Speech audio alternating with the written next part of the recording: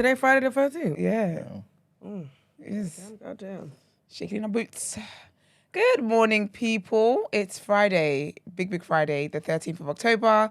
Welcome to TDA, the day after, your favorite news platform, and as always, the home of popular culture, as defined by the culture. And you guys know the vibes. You're hosted by one of the best people in the industry.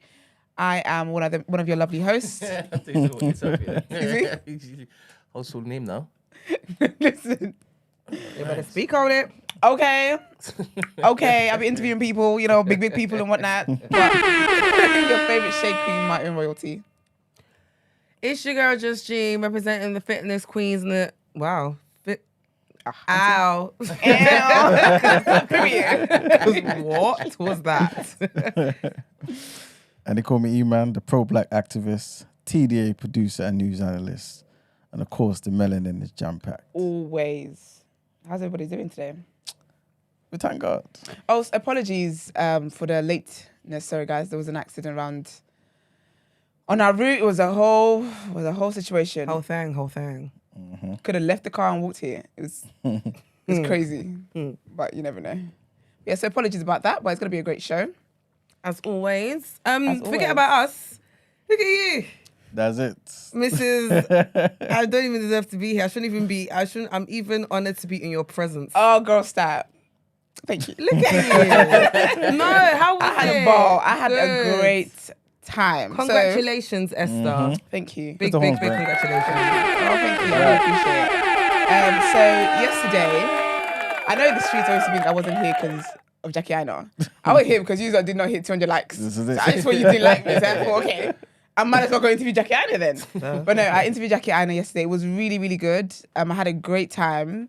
Our time was cut short because there was a lot of stuff behind the scenes. Oh, behind the scenes. Yeah, it was a whole lot of things.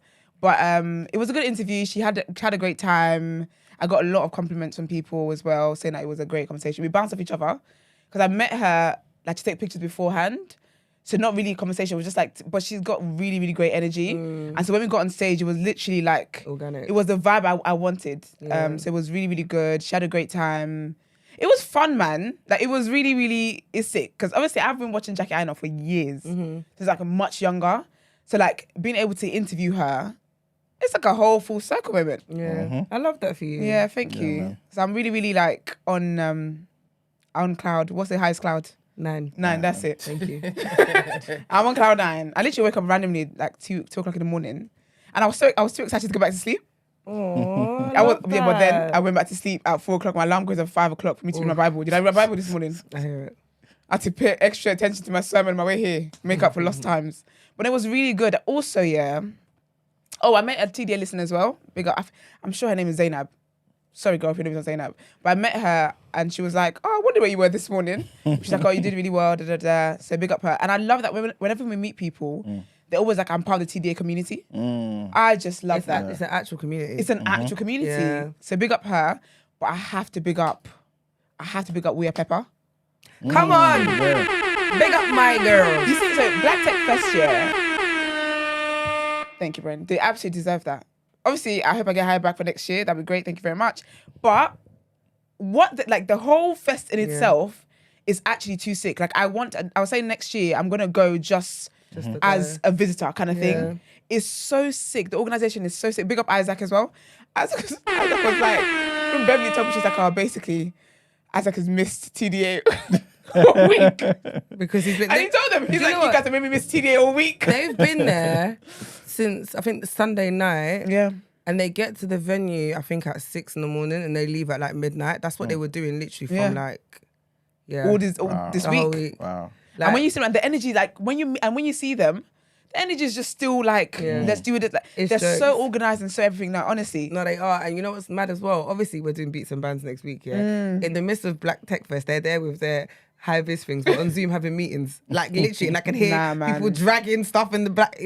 They work hard, man. So big up Beverly, Danai, Sade. They work hard. Sade even had a panel of her own to do. She even had a speaking, Wow. In between all of that, I was like, girl, how are you doing all of it? It was such an amazing, perfectly put together. It was so sick. It was massive. The amount of people that were there, it was a lot of, it was hundreds. It was definitely thousands of people. Because even the panel, it was at least minimum 300 people when I did the interview with Jackie. Wow. I thought that's the biggest crowd I've spoken to. But it was like, they are doing amazing things. Big up Isaac as well, like their team as well. Nah, it was sick. Big up We Are Pepper. We love Go on it. event, Well done. get them. Honestly, they're sick. They're very two, sick. two on job. I saw their post on Instagram. I was like, what? You guys did black? Yeah, they did last year as well. Oh, And yes, and this is Yeah. the second year. The So second for the year. second year, I said to Shadi, I said, for the second year, yeah, you just not got, it's Obama next year. Because they had Craig David this year, they had Jackie Aina, they had Kelechi, they had Candice Braithwaite, they had Dr. Scholar as well. Like, They had Esther That is too. exactly. amen. Amen to that. They had Richie Brave. Like, they had people. And I was like, this is the second year. Wow. If y'all don't get Obama in next year, nah, it's proper sick, man. So big up the girls, man. Big up Isaac as well. Isaac can catch up today. Literally, he was like, because he was like how the wedding happened. He went on his honeymoon, then he came back straight to work. He was like, I just didn't remember to watch TD. And honestly, he and Beverly are perfect, man. Because she actually, before he came and told me, she told me, she's like, yeah, man. Isaac's upset because he's missing TDA. She said, yeah, we disrupted his what's it called, routine. But it was a really, really, really good event. Like, it was really good. I'm so happy. I'm so grateful. And I'm just, and I'm happy to be here, man. I missed you guys. It's always like, I just feel like one of the best things about TDA that I love as the platform continues to grow and as we all continue to do great stuff is that we're always going to go and do things and this is always going to be the home. Yeah. Like, we're always going to come back and be like, guys, Yeah, like, no, literally. this is where we're at. So I'm happy to be back here. Oh, we missed miss you. you. Yeah, man. We're happy to have you back, man. Yeah, man. Thank you. Don't leave us again, okay? And let's check out the calls again. So pick up. Because that's what literally the listener said. She's like, oh, like, I thought you were going to be. She's like, I wonder where you were. And someone else was like to me, oh, someone else was like, oh, you didn't record the show because you're here today. I said, yeah, I couldn't do both, unfortunately. Sorry. But, There's like two of me. You know? But yeah, man, it was really, really good. I'm really, really grateful. I'm on cloud 9 of 10. We thank God. Yeah. How are you guys doing though? Yeah, all right, man. I went to a dope event yesterday. Oh, nice. It was one of the blacklisted, I think it was blacklisted book club from Gingist. Oh, Jeez. sick. Oh, you went, yeah? Kelechi was there? Yeah, she was. What time was that? Oh, no, that would have been after the 7 event. evening. Okay. Yeah, 7. Oh, that's sick. How was it? It was amazing. That's good. Yeah, it was amazing. Like Gina just really, really like Poured pulled up. out the stops. Oh, big up Gingist, man. Give us some horns, 100% please. horns. Big up Gingist. Community of excellence. Look at that. Mm-hmm. Oh, that's sick, man. That's really, really cool. I've always wanted to join a book club, you know. I feel like it's so cool. When I've watched it in the movies and TV shows, it just looks so cool. And I feel like sometimes people be saying, because I always think of Girlfriends. Do you remember when Joan, the senior partner, the lady, the litigious lady, I don't remember, you know. she was a senior partner, and then Joan was trying to impress her, and then she had a book club and told Joan to plan it. Yeah. And then when they got there, Joan was like, oh, I think this, and they were like, no, that's not what the book is. And they were like, we know the author, we'll just call her. So it always gives me that kind of like everyone trying Elitist. to... Yeah, elitist, that's the word, elitist. But big up Jen and Jess, man, that's really, really cool. I love that. All right, well, it's still Black History Month. Oh, hold on, sorry. I've got to big up Amma as well from Plant Made. I met her again yesterday. We had lunch together, had conversations. She's such really, really good vibes. Really, really good vibes. And I'm going to get on the show. She's open to coming on the show. She's like, of course, let me know. So we're working on a date and we will have Miss Plant Made here. Amazing. Yeah, big up her. But yeah, Black History Month. Who are we talking about today?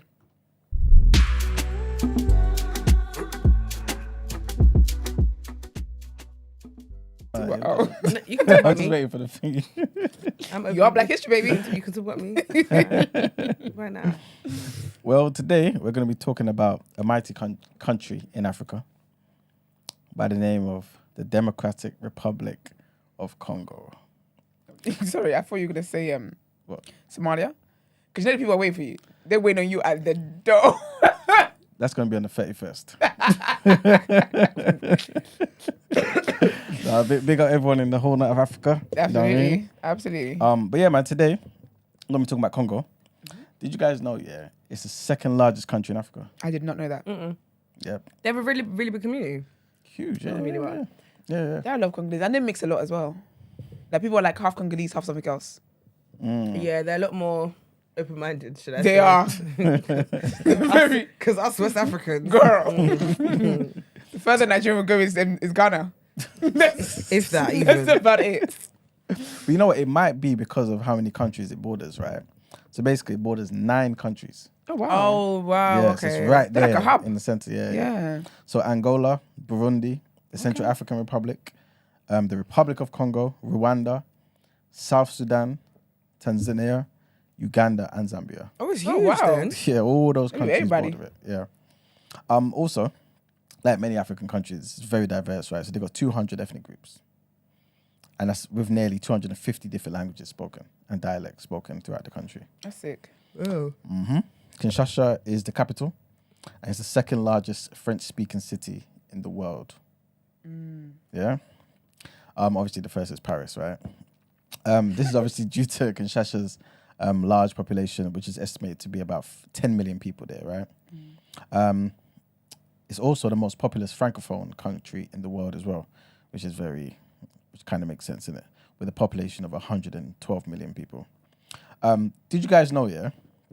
Have you guys heard of the Rumble in the Jungle? No. So this is probably one of the most biggest boxing fights ever, right? And this was between Muhammad Ali and George Foreman. A bit of context. Everyone thought Muhammad Ali was going to die.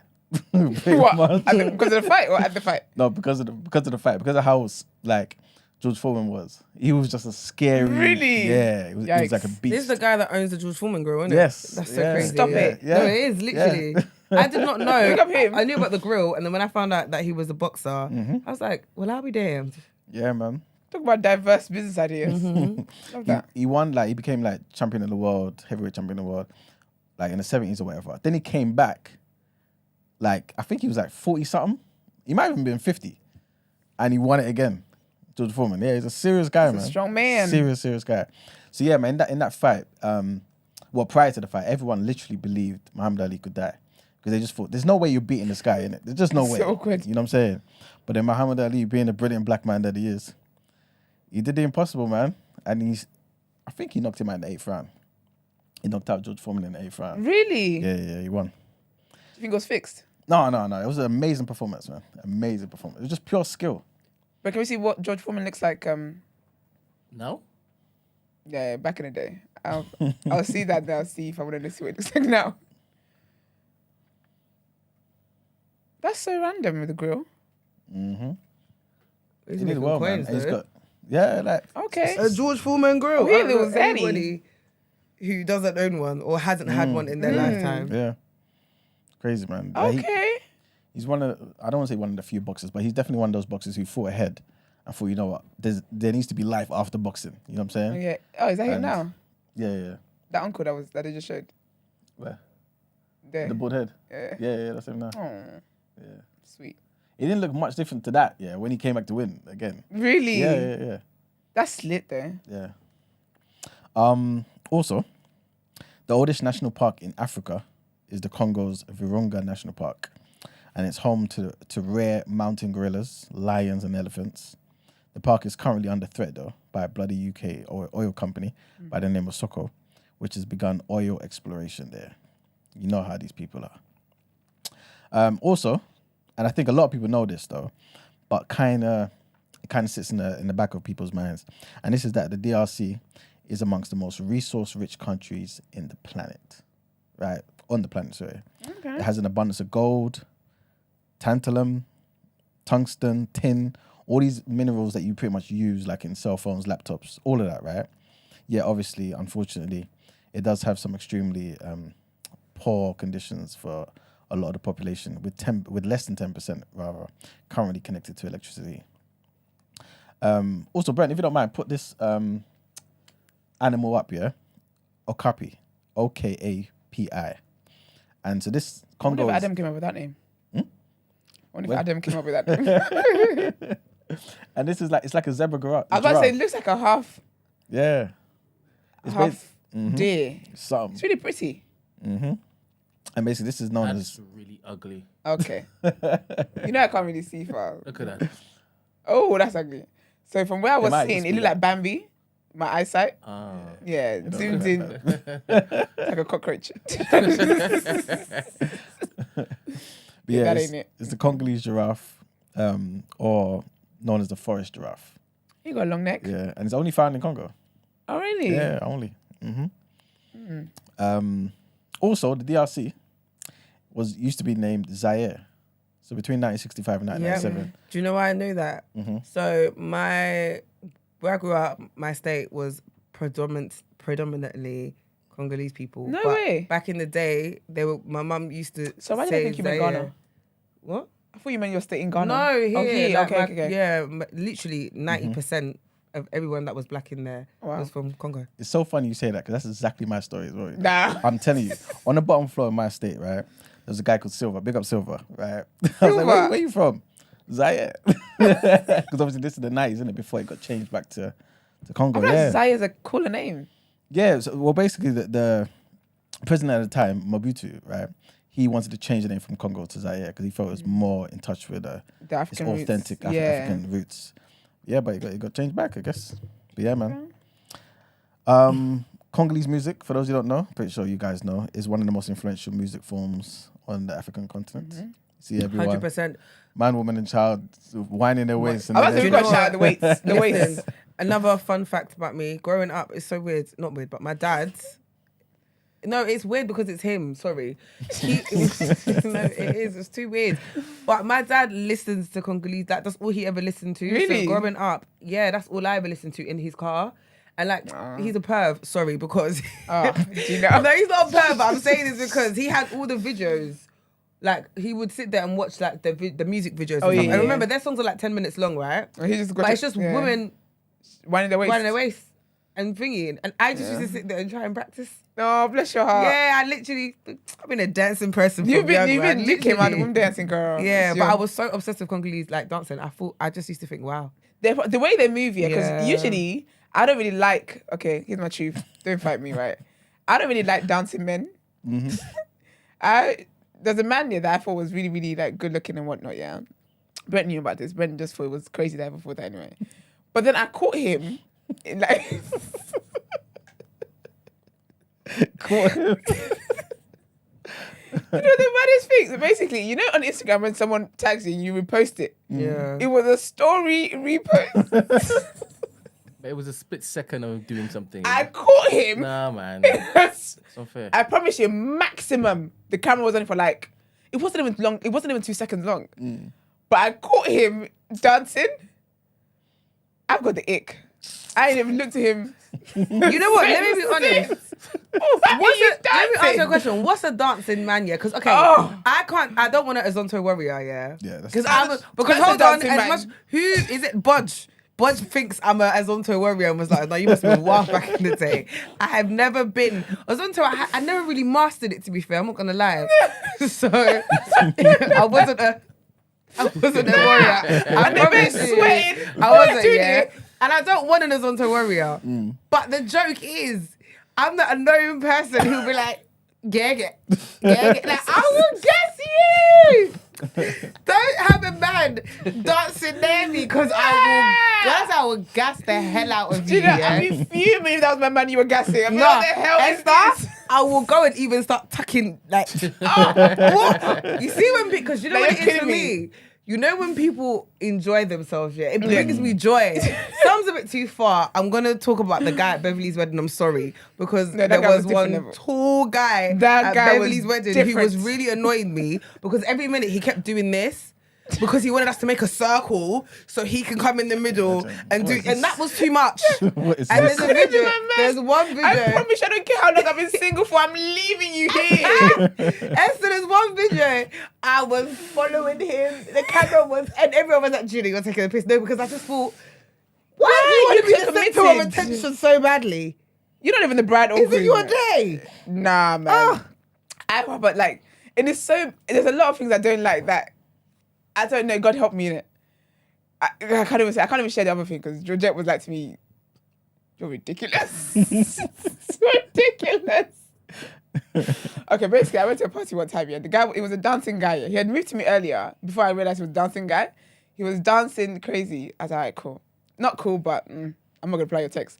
Then I saw him packing food to go. I said, oh my God. Did I give you the ick?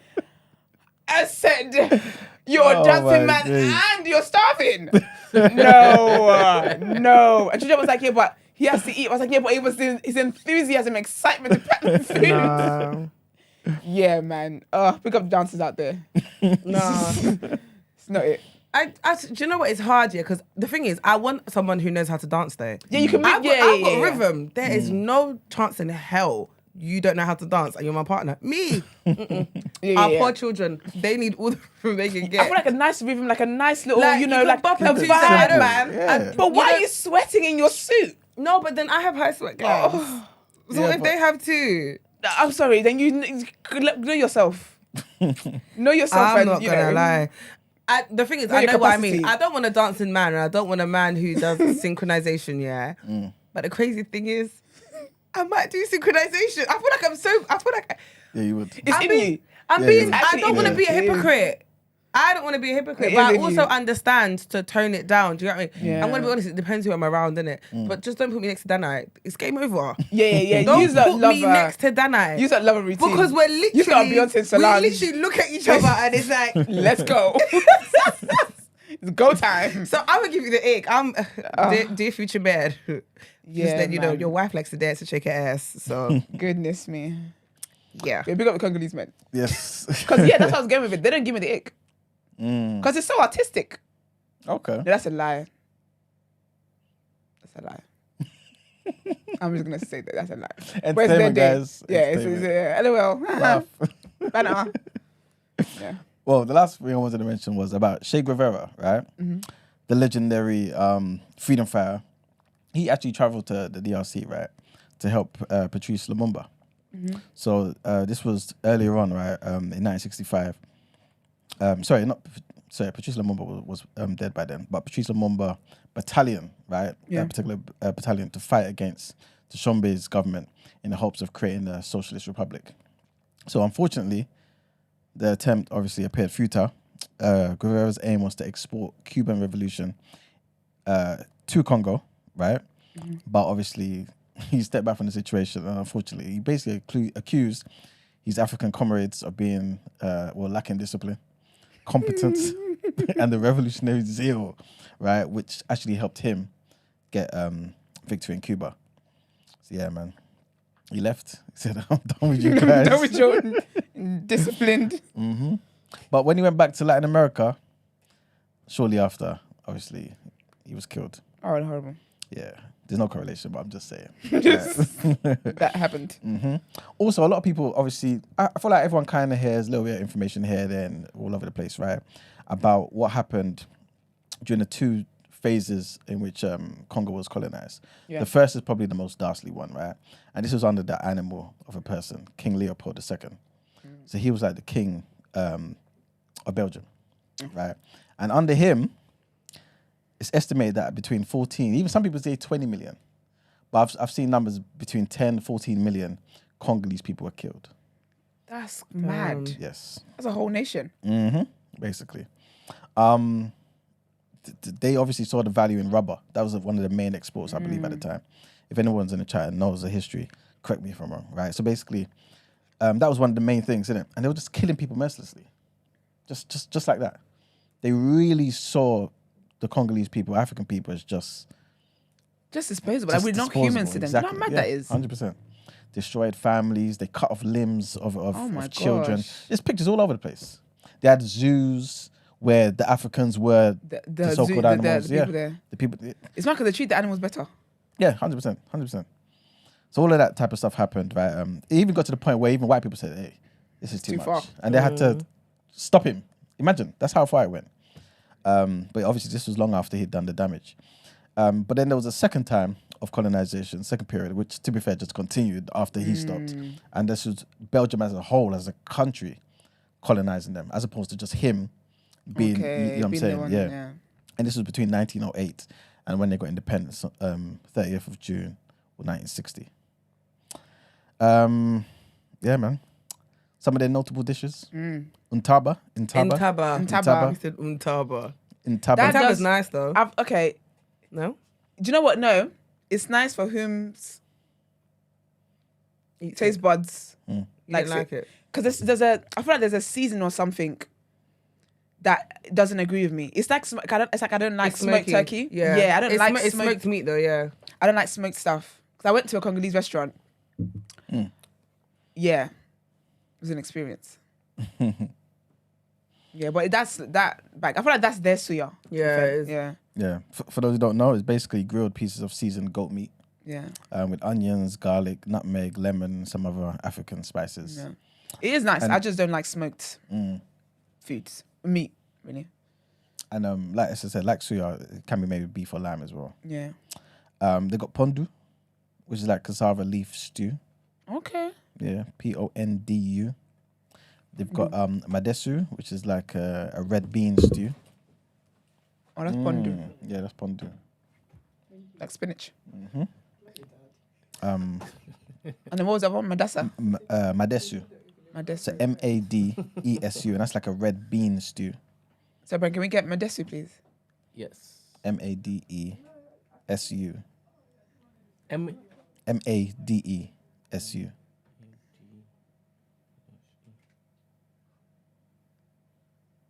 That can't be Wait, it. stop. Say it again. Medusa. D-E-S-U. Let me type in Congo. Oh, there we go. Yeah. Oh, okay. So it's like a red bean stew. Wow, that was slap with fried yam. Yes. It might just be like the equivalent of red. Well, Oh, yeah. the bean part anyway. That's Oh, it. no. Is that it? Yes. Baked so this is beans. more stewy. This is my eyesight again. Yeah, it does look like baked beans. It does, doesn't it? Yeah. Okay. Yep. Makayabu.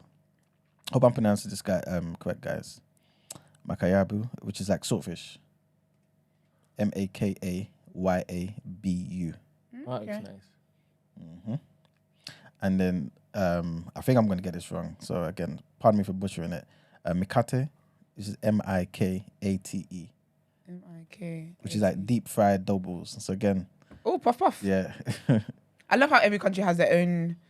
Oh, Ghanaian broth slaps, man. Oh my God. I love it. I don't like buffalo. Oh, I love Well, it. actually, no. Let me take that back. There's buffalo and there's donut. They're both different, I believe. So buffalo is more like puff, no? Yeah. And donut's the small one. The smaller one, the harder one. Yeah. Yeah, So buff then, is more puff. Yeah. Because buffalo is like puff, I like it. Yeah. I hate donuts. They're dry. Don't you think so? The Yeah, small yeah, ones. yeah, it is It definitely. doesn't have that doughy, soft. Yeah. Yeah. I wonder if I tried them. Was it Medessa? Mitasu? No. Mikate. Mikate. There we Yeah, go. Mikate. I'm trying to think if I tried it when I went to the restaurant. I might have. I did. I remember because I was like, oh, this is puff. It's nice. I love that, man. Big up the Congolese people. 100%. Well, they have a few notable people. I'm gonna leave my favorite to last. Okay. Fally Ipupa. Fally Pupa. Yes. Big up him. Kofi Olomide. Oh, big up him too. I know all these people. Eddie Caddy. Oh, Come on. big up Eddie Caddy. He's currently on Strictly Come Dancing. There you go. Killing it. I want to go on there, you know. Killing it. Oh, you'd have a time. Yeah, for real. You'd- I you would see have you on actually- there. I Yeah. actually want to. Since I've seen Eddie on there, Yeah. I've literally said to myself, "This is what I want to do next." I Yeah. don't know how though, because I don't know how you'd even get on such a show. But No, you've got the notability for it. You better speak to manager. girl, Yeah, that's sick. That would be, you would do well on that. I think I would. You would actually do well on that. Yeah, it definitely was. Because Eddie's killing it. Like I feel like when black people with rhythm go on there, it's a different level. Yeah, it's hard though. It is. I've heard the Because routine, the practicing, You're all not of that doing. stuff. It's not street dance. Yeah. You gotta waltz and then you gotta put your African into Yeah. it. I've seen clips of his dancing. He's killing That it. waist though, is coming out. because he's Definitely literally can't help add- it. You can't help it. Do you know what? But I think that's why he's doing so well because Yeah. he's adding his own flavor Yes. and he's making it his own. It's sick, man. I love seeing us in those spaces. Big up Eddie Caddy. If he wins. Young Bane.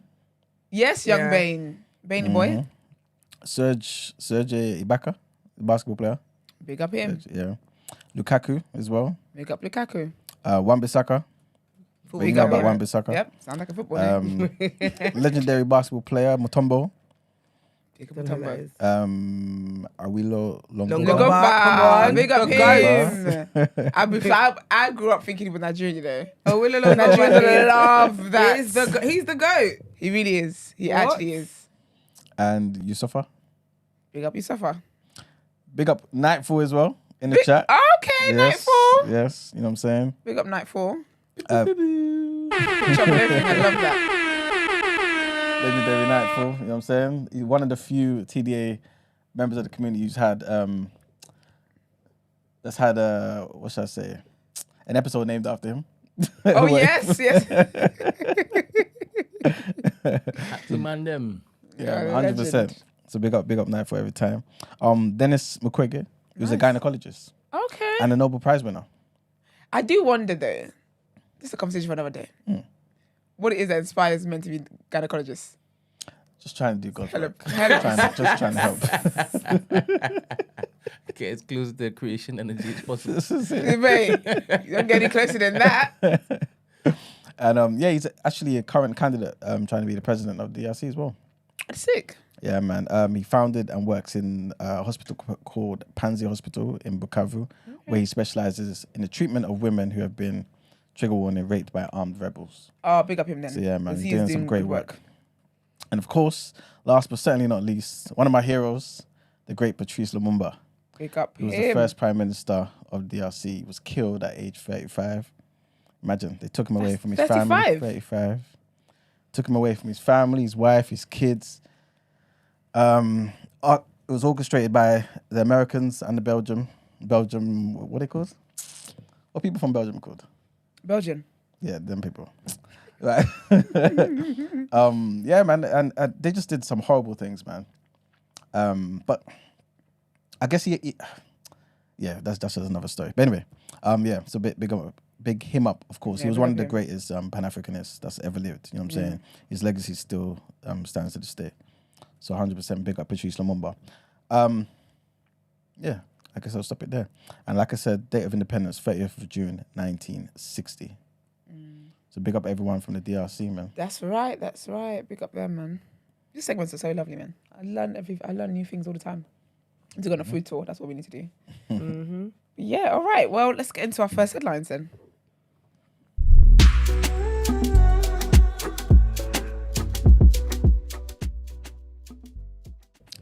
All right, so headline. I'm getting some information from Number 10, man. And they've said that the UK will send surveillance aircrafts and 2 Royal Navy ships to the Eastern Mediterranean in plans to, in their words, support Israel. I'm sorry.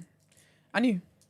They're going to find a way to insert themselves in To there. get involved. I knew it. I just knew it. It doesn't stop there. We're going to get into more Main stuff. character syndrome, innit? Ugh. Can't just watch from the sidelines. Can't. That's Yeah. it. White saviors. It's because they're being graded, man. The aircraft will begin patrols on Friday today to track threats to regional stability, such as the transfer of weapons to terrorist groups. The package includes surveillance assets, helicopters, PA aircraft, and a company of Marines. Rishi Sunak said the military support would prevent further escalation. The British Armed Forces will be on standby to deliver practical support to Israel and partners in the region and offer deterrence and assurance. This is what Down the Street have said, right? Under the plans, a Royal Navy task group will be moved to the area next week to support humanitarian efforts. The Prime Minister said the government must be unequivocal in making sure the horrific scenes that have unfolded in Israel will not be repeated. Mr. Sunak went on to say that our military and diplomatic teams across the region will also support international partners to re-establish security and ensure humanitarian aid reaches the thousands of innocent victims of this barbaric attack from Hamas terrorists. Next headline. And a foreign office has said that the UK is arranging flights to get stranded British nationals out of Israel. The first plane was expected to leave Tel Aviv on Thursday, with more flights planned in the coming days, subject to security. Those eligible to leave will be contacted directly, and British nationals should not go to airports unless they are called to.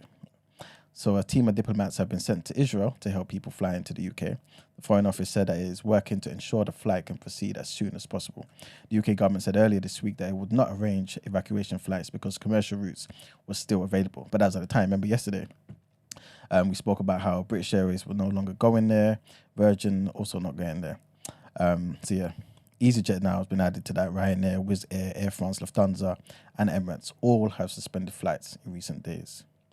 And our last headline brings us back to the UK, where 3 Jewish schools in North London are closing their doors. And in their words, this is because this is in the interest of the safety of our precious children. So Torah Vodas Primary School in Edgware, the Teres Beis Yaakov Primary School in Collindale, and Menorah High School in Neasden, they've informed the parents of all their children in there on Thursday evening that they would not reopen until Monday. In a letter to the parents, Rabbi Feldman of Torah Vodas said that while there are no specific threats to our school, it was not a decision that has been taken lightly. It comes as Jewish students were being warned by schools to disguise their uniform because of a fear of retaliatory attacks caused by the ongoing war in Israel. Thousands of Israelis and Palestinians have been killed in a war ignited by a bloody and wide-ranging Hamas attack on Israel at the weekend. One Jewish charity said that it had seen a 324% increase in reports of anti-Semitism as a result of the last 4 days. This included 6 assaults, 14 direct threats, 3 instances of vandalism, and 66 cases of abusive behavior. This according to the CST. As in this UK? Yep. Because when we started the headline, I was thinking, what's going on? But now I get it. That's mad. Mm-hmm. I believe it's the UK, yeah. That's mad. Mm-hmm. But yeah, that's it for the headlines. Damn. All right, let's get into what you say in topic of the day.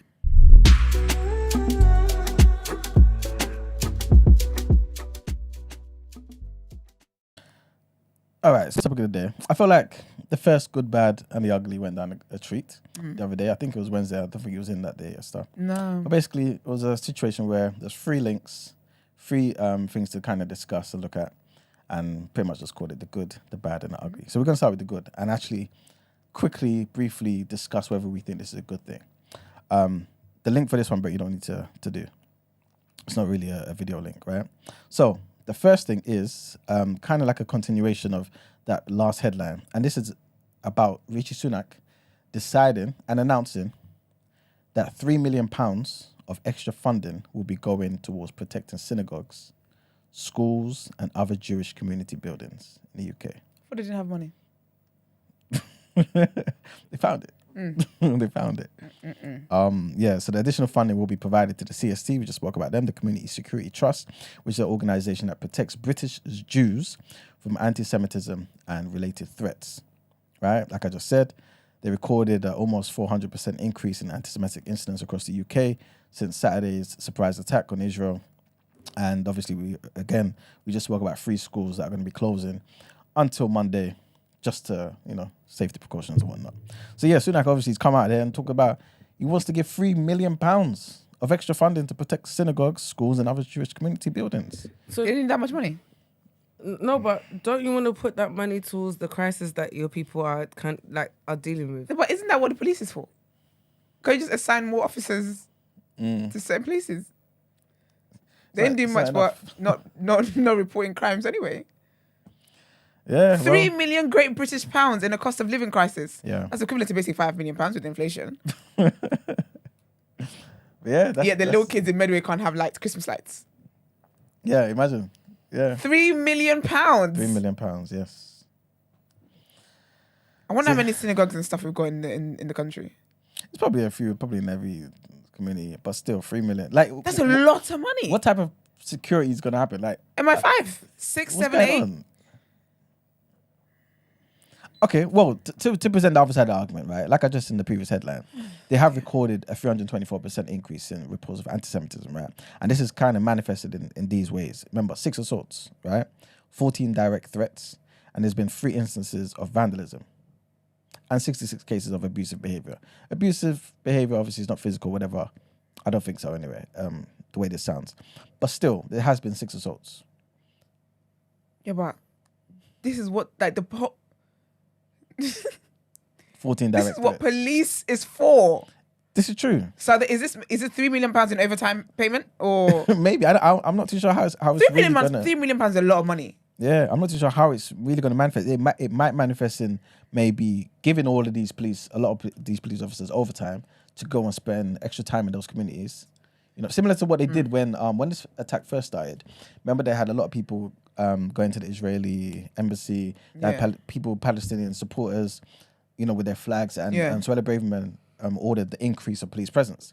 So that it probably requires more money. You know what I'm saying, to get them out there. So maybe this is more of the same, pretty much. You know what I'm saying? So what are you thinking? Do they? Can you just send to Gina for me, please? Yes, of course I can. Thank Every you. day, send to Gina. Sorry, girl. It's an sorry. It's an arm workout.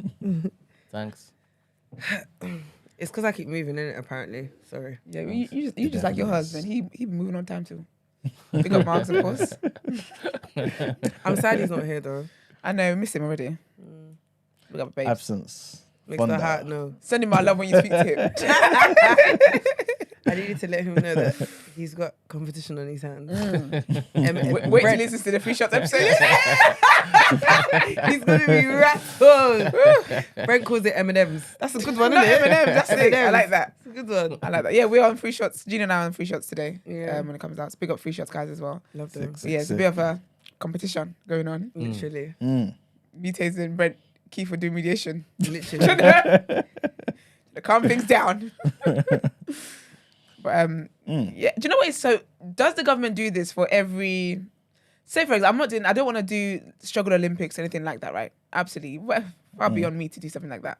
But when there's terrorist attacks, right? Yeah. And Muslims start to get attacked because obviously people are just doing that. Does the government invest money into their security as well? They might increase police presence here and there, but they ain't Not going to do no £3 million. No, Of course certainly not. Certainly not. I just think I would just let that. It sit speaks where for it is. itself. Yeah, I would just let that sit in the minds of people. Do you feel like They decided to send £3 million and plus more to Ukraine. it's far more? You know, they had an ad out, for people to host a Ukrainian, Yeah. Yes. And people are actually doing it, though. and then they were stealing husbands. Yeah. It's been a time, you know. It would have been a time. It's been a time. They decide, you know what, this is who we want to pour our support to. And then that's it. Like, it's like they tell everybody, okay, guys, this is what we've decided we're going to do. And everyone's like, okay, yeah, we'll follow through. Anyway.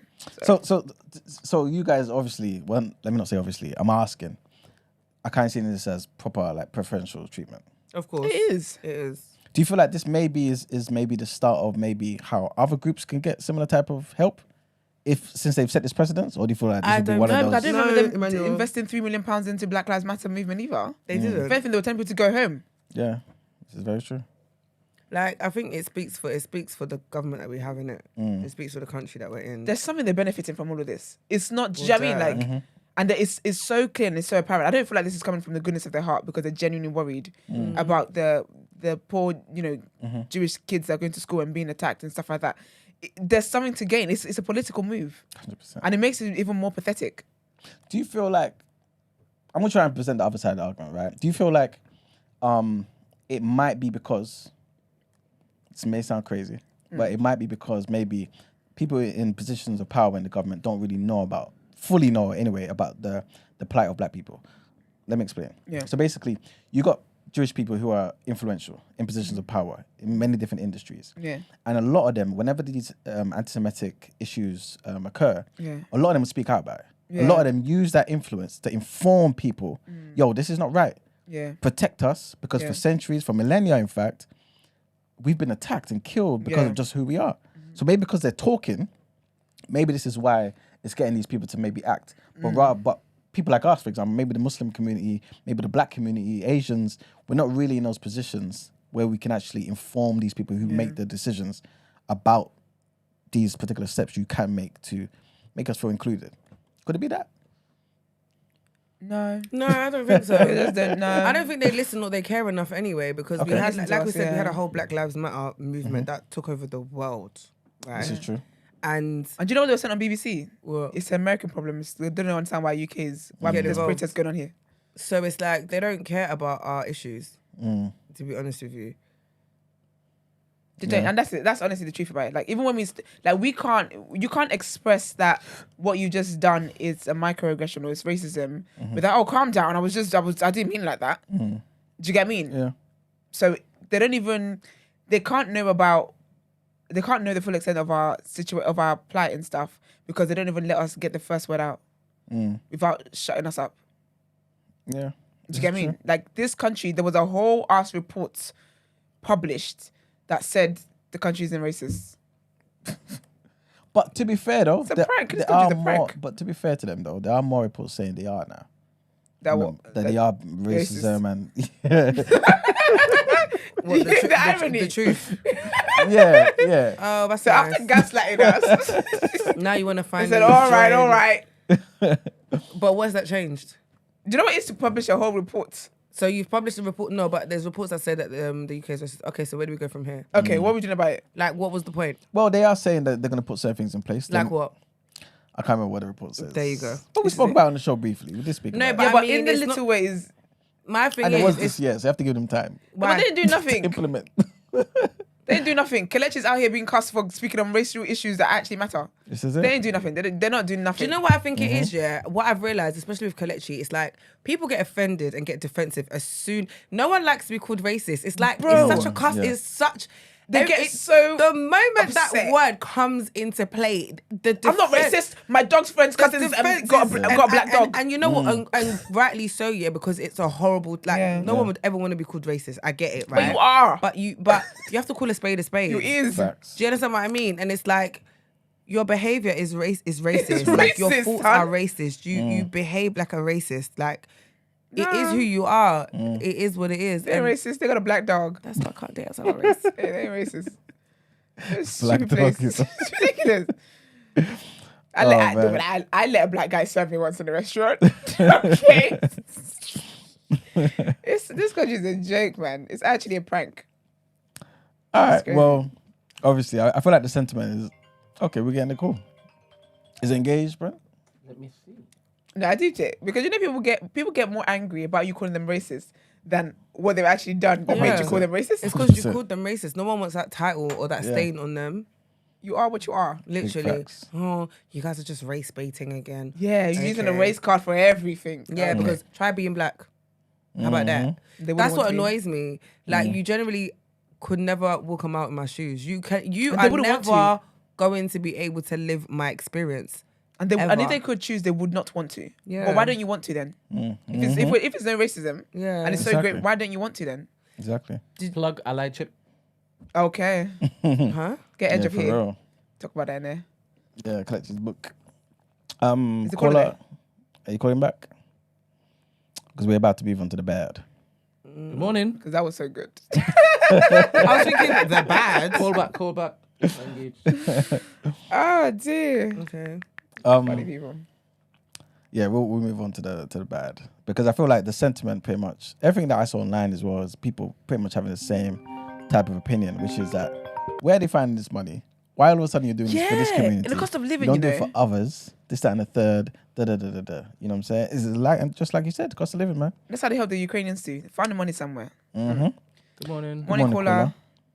Good morning. Can you hear me? We sure can. Loud and clear. I'm glad. So basically, I just wanted to sorry to drag you guys back. You know how I do. Of course, it's guys. It's good vibes, caller. When someone said, I was about to say, no shit, Sherlock. I clicked oh, it. I clicked it straight away. Girl, we know it's you. I thought she wish I to come in like Wait, a did I HR forget voice. that? Girl, stop playing. okay, well, I think I tricked you a little bit. Brent, I'm getting there. See, I'm getting there. Anyway, so basically, when somebody said they don't know our plight, I think that's absolutely incorrect.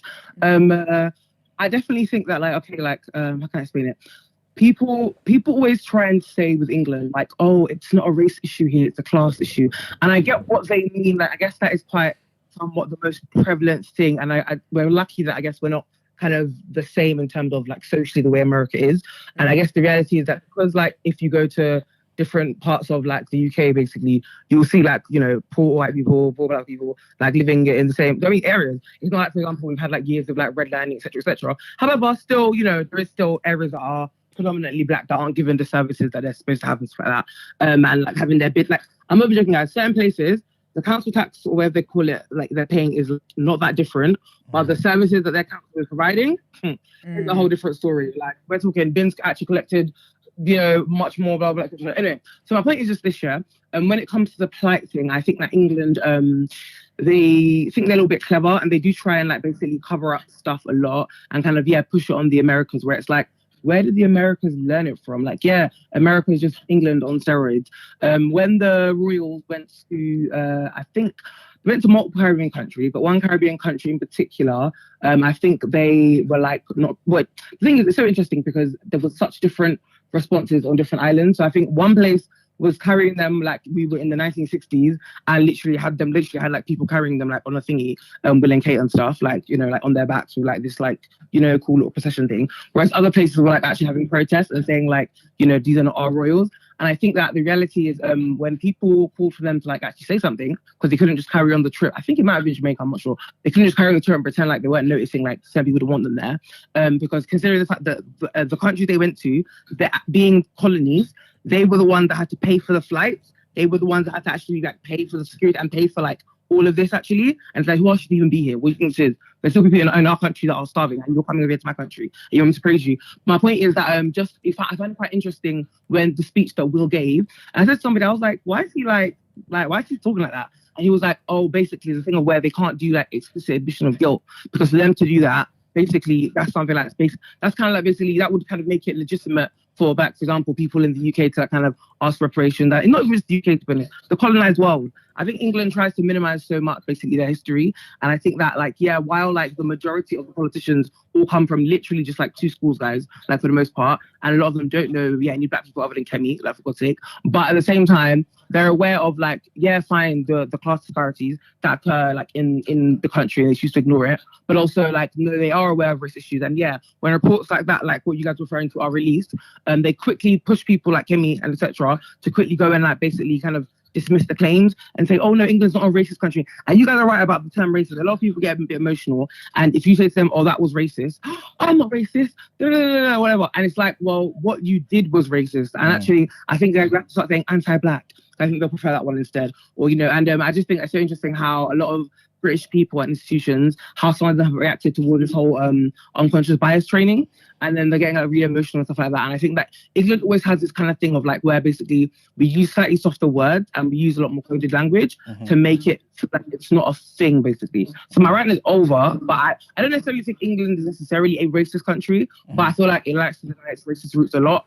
And they have to accept, I mean, they do accept it, but they try to palm it off to everywhere else, and they're so inclusive, but they can always do better. And I think that it's quite a silly sentiment that it always says, people like me, like, oh, well, then why are you here? Oh, your mum was like, oh, please, let's not start. Like, do you know what I mean? Like, but yeah, so I'll stop that. Quick one before you go, Vibes. Yeah, thank you for your call, yeah. What country would you say is a racist country? I feel like, it's interesting. I feel like the definition of racist. I think that a lot of countries are xenophobic and like I guess specific to their own like you know, culture and race, and that's understandable. But I just think that basically places that have a lot of responsibility when it comes to destabilizing the world and actually colonizing multiple countries, like literally we're talking India, this, that, like, do you know how many, like, are you, like, I think that they're not so they have a right per se, but it's just that basically you've kind of created this kind of situation when it comes to like the global north and global south and stuff. So it's like you don't get to be upset and cry every time you're called out for like things that happen. Like, for example, a lot of these strikes that occurred, like no way would you be speaking to like British born doctors saying to them that they can't strike or they won't get paid, or no, sorry, threatening their visa status. Are you okay? Are you normal? Like, so I just think that basically there probably are racist. Like, I also think people say what's going on in China also is like a bit wild, and they'll try and say that's not racist, that's xenophobic. I just feel like all these things, all these isms, they're like all like just like kind of like not okay. And I just feel like any country that's kind of trying to break away from actually kind of listening to what the people that have the issue is saying, like I feel like they just think of themselves basically. So I hope that kind of answers your question. I don't think this, like England and America, those kind of countries, they were built off the back of racism. I think they do kind of accept that. But I think that maybe potentially, I think for the most part, England isn't a racist country, because I just think that most people that do have interactions with black people that aren't, and that's why they say that the class thing is like more of a thing in England. And I don't agree that it's more of a thing, but I think that it can't be separated from it. Whereas I think in America, their situation's a bit different. But yeah. All right. I think we may have to do a topic of the day on that, you know. But thank you very much, man. Appreciate that. I was told that apparently I can never have a say on topic of the day about you, man, apparently. So Who told you that? I don't know. Somebody told me that you said that in one of the episodes that I missed. Or something, I don't know. Brent suggested that you said never. That's what I heard on the streets. I heard because you ain't send that video of you singing. Oh yes. That's not what That's I heard. what I heard. Girl. That's not what I heard. Maybe you need to open your ear more for where I'm ready, girl, because that's not what I heard on the road. Let me go, guys. Catch you later. See you later, babe. Thank you. Bye. All right, cool. I think we've done enough of the good. Yeah. I tried to get some Fantastic. But let's go to the bad, goddammit. So, Brent, if you don't mind playing the link to the bad. As Brent's preparing to load that up, right, I just want to say, I'm not trying to do anything. Yeah. But they're doing it for themselves. This is my disclaimer. They're having the days that they deserve. they're deserving. As I say, I'm just presenting because again, like Brent was rightly saying, when it comes to the election time, general election, we will present the policies, we will present everything that we can about every side of the argument, at least the ones that matter anyway, right? Yeah. At least some politicians up here though. Yeah, come and plead your case. I'm trying to get Corbyn on the show, man. Yeah, absolutely. Mr. Corbyn, I'm gonna try and get you on the show, right? And I just want to play this clip because right now let me not say he. Labour's leading in the polls. Okay. And Labour historically has been known to represent the working class. We know this. The leader of the Labour Party, i.e. the future Prime Minister of the country, was asked, what is the working class? I'm scared. Here's his answer. Oh, no.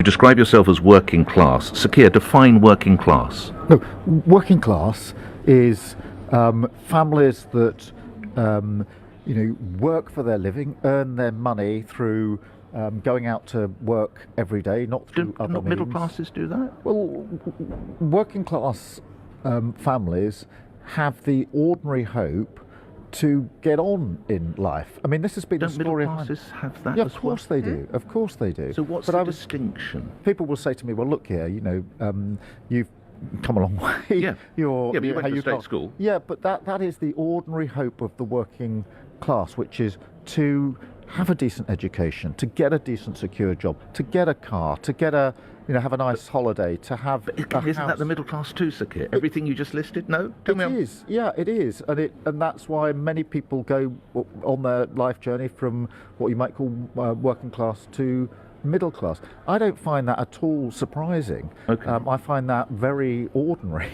You describe yourself as working class. No. Because you can't. Okay, I feel like at this point, okay, ask him what middle class is then. And what's upper class? Might as well say the working class. What is going on here? And that's the leader. The future Prime Minister of the UK. And you'll kick Boris out. But you know what? though? Because you know Boris was dumb. Have you not seen? Sorry, but I'm down bad at the minute. So, have you seen Bola Souls?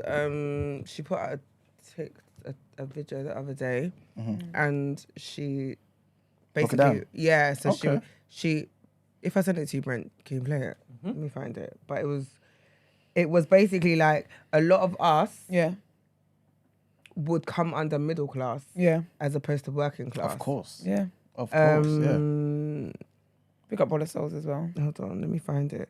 And she was just like... Yeah, we did. A lot of us are not working class no more. Definitely. Yeah, not anymore. Yeah, not anymore. Strokes, right? No. Yeah. But I think it kind of depends on how you define working class, because you can define it in different ways. Yeah. Some people just they factor in the economics of it, how much money you're earning, things of that nature. But also some people factor in the mentality, you know what I'm saying? And where you've come from and all that type of stuff, and how it shapes your everyday decisions. It was off the back of obviously the Victoria Beckham clip that's gone viral. Yeah, because you know what, that was just so funny, because that's going to be my next question. Because even the way that guy was talking, they're asking you what working class is. You don't know what working class is, then you insert quickly, I've come a long way. Why do rich people have this desire? That's what everyone was saying. Like, rich people love to... They get really defensive, but it's like, but you're rich. It's okay. It's okay. I'm not gonna lie. You see, you think if I was born with when silver I get rich, about Phoebe, aka Okay. Posh Spice, aka my fave. I truly believe that's what she felt she was, which goes to show how many of us don't really have a definition of what working class, middle class, and upper class is. So here's a definition I found in The Guardian, and I want you to let me know if you agree with these definitions. If you are paid by the week or month and you rent your house, you are deemed working class. If you are paid by the month and you own your house, you are deemed middle class. if you don't have to work and you can live off the assets that you have inherited, you are deemed upper class. Now, I want to know, if you're happy to say, what category do you fall into? But also, do you agree with these definitions? Because I think there's a lot of people who do not know what class system they're in. Although I'm not saying I agree with the class system, I'm just aware it exists. So, do you know what's funny about VBA? And that's based on The Guardian. But there's so many, everyone's got so many different definitions. I remember reading, well, let me get it. Where is it? Someone said, my working class husband says, whether you have white pepper at home, working class, or black pepper, other, is a dividing line. Somebody said, the working class worry about paying for dinner, the middle class worry about paying for the kitchen. Fair. Okay, where's this other person?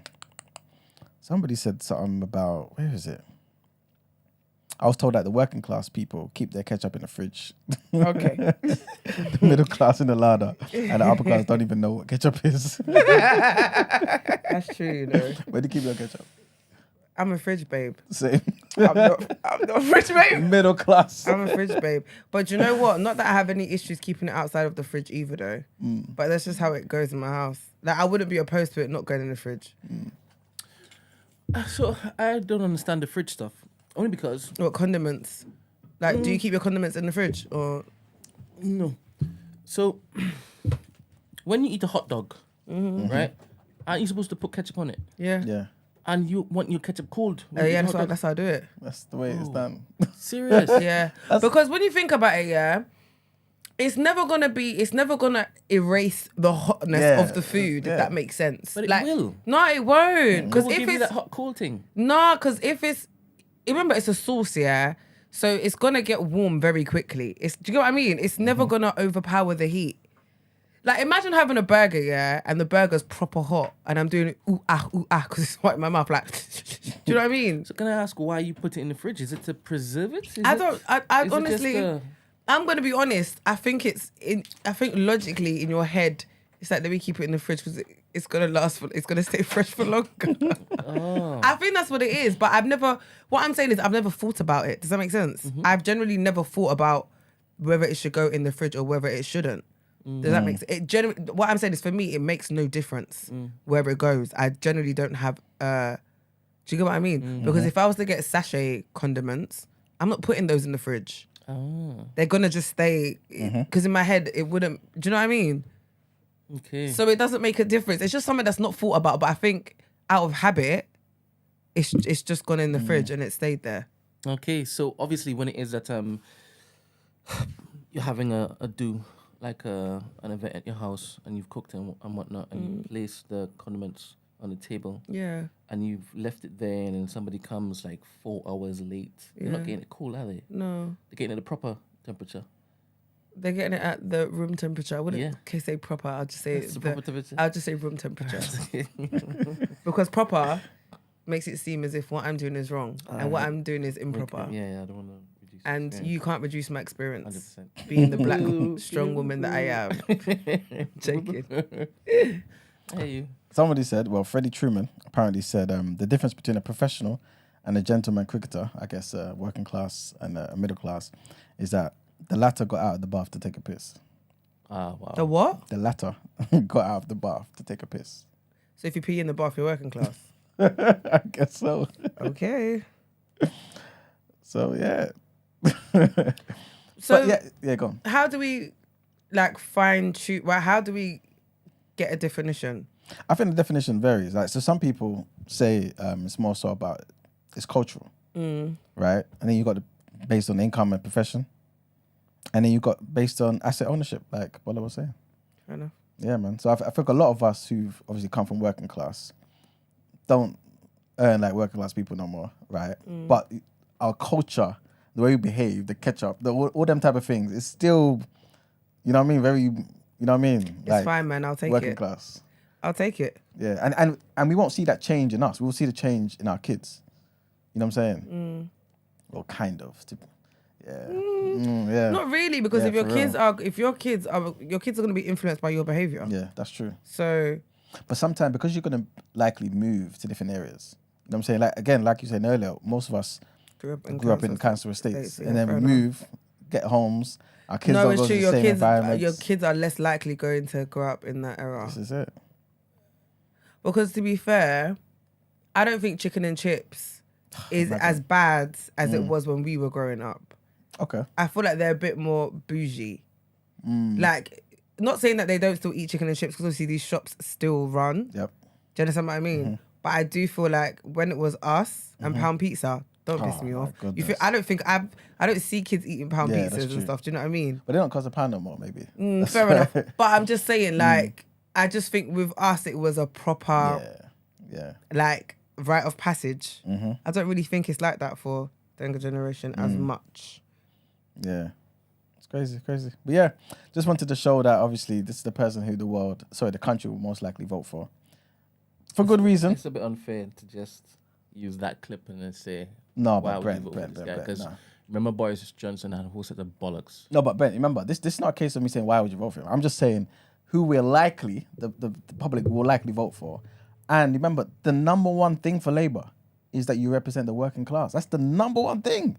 And the leader doesn't even know how to define working class. He defined working class as middle class. It's insane. This is the reason why he was telling these people not to go and support them during the strikes.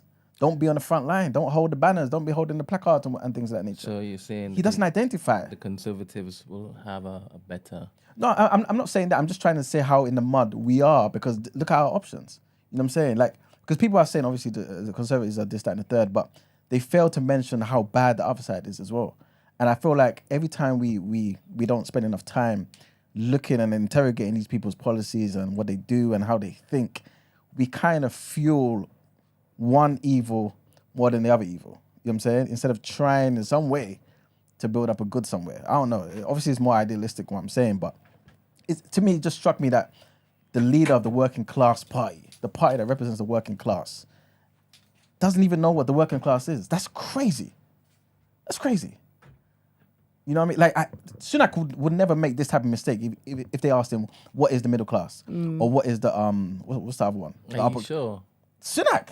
No, Yeah. he wouldn't. Are you sure, man? He wouldn't blunder like this. Impossible. Interesting. He's not an idiot. You know what I mean? But again, I'm not saying Starmer's an idiot, but definitely his response was nonsensical. But his response was definitely nonsensical or idiotic. Then. I don't think that was a question that was cleared. He got spun. Huh? He got spun. That wasn't a question that was cleared beforehand. Because why would it be? You know what I'm saying? Why would it be? Because you would just expect him to know what it is. 100%. That's like asking him, okay, Mr. Starmer, as the head of the Labour Party, what's your number one policy? I can guarantee you that there are a lot of just regular people who don't even believe that they are middle class. They wouldn't know. They wouldn't classify themselves as middle class. They would say that they're working class, but they are middle class. Yeah, 100%. So, I mean... 100%.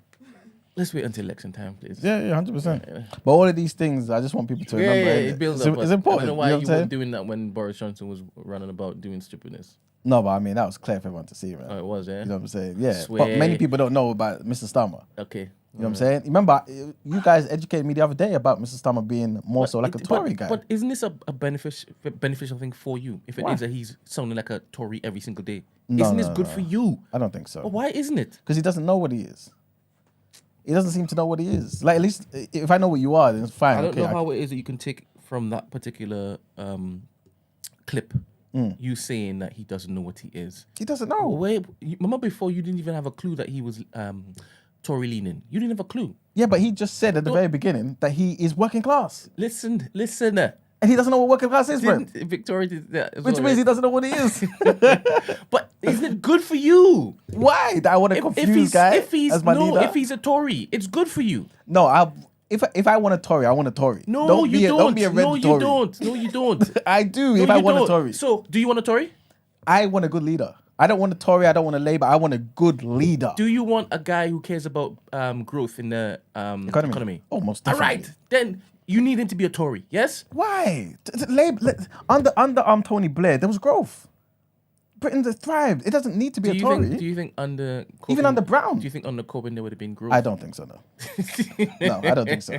I don't think so because I feel like he was just too socialist. I think you should wait a while. You know what I mean? But You see, I have a newfound respect for. To be fair, it's not a newfound respect. I've always liked Corbyn as an individual. I just didn't like what his policies. Yeah.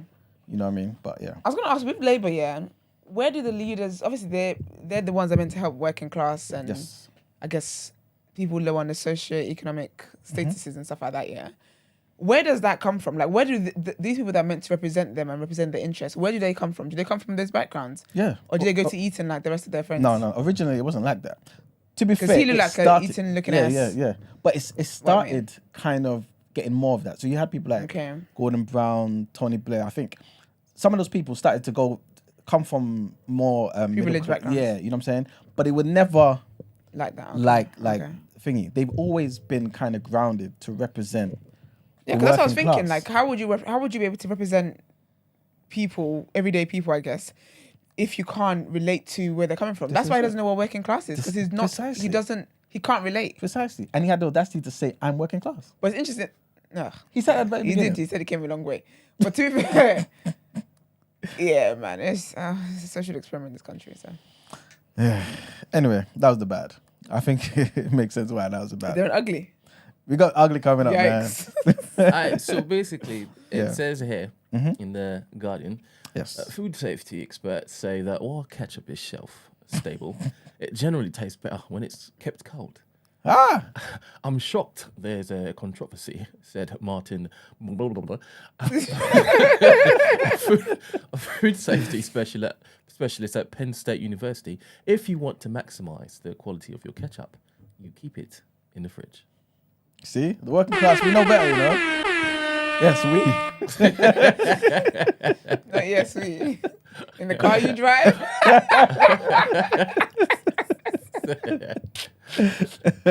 That's just on the surface. Yeah, it's just unimportant stuff, you know? Material stuff, no matter. All right, so, Ben, if you don't mind playing the last clip, there's a very short clip. I'm actually scared, because what the hell is ugly going to be? It's I've seen it's kind of one like, bad and one ugly. You know what? It's kind of like the first. You know what? Whatever you are doing over there, which is not bearing fruit, now with this fruit, it will begin to bear. Look. Excuse me. Look. Brethren, what is happening to the gentleman?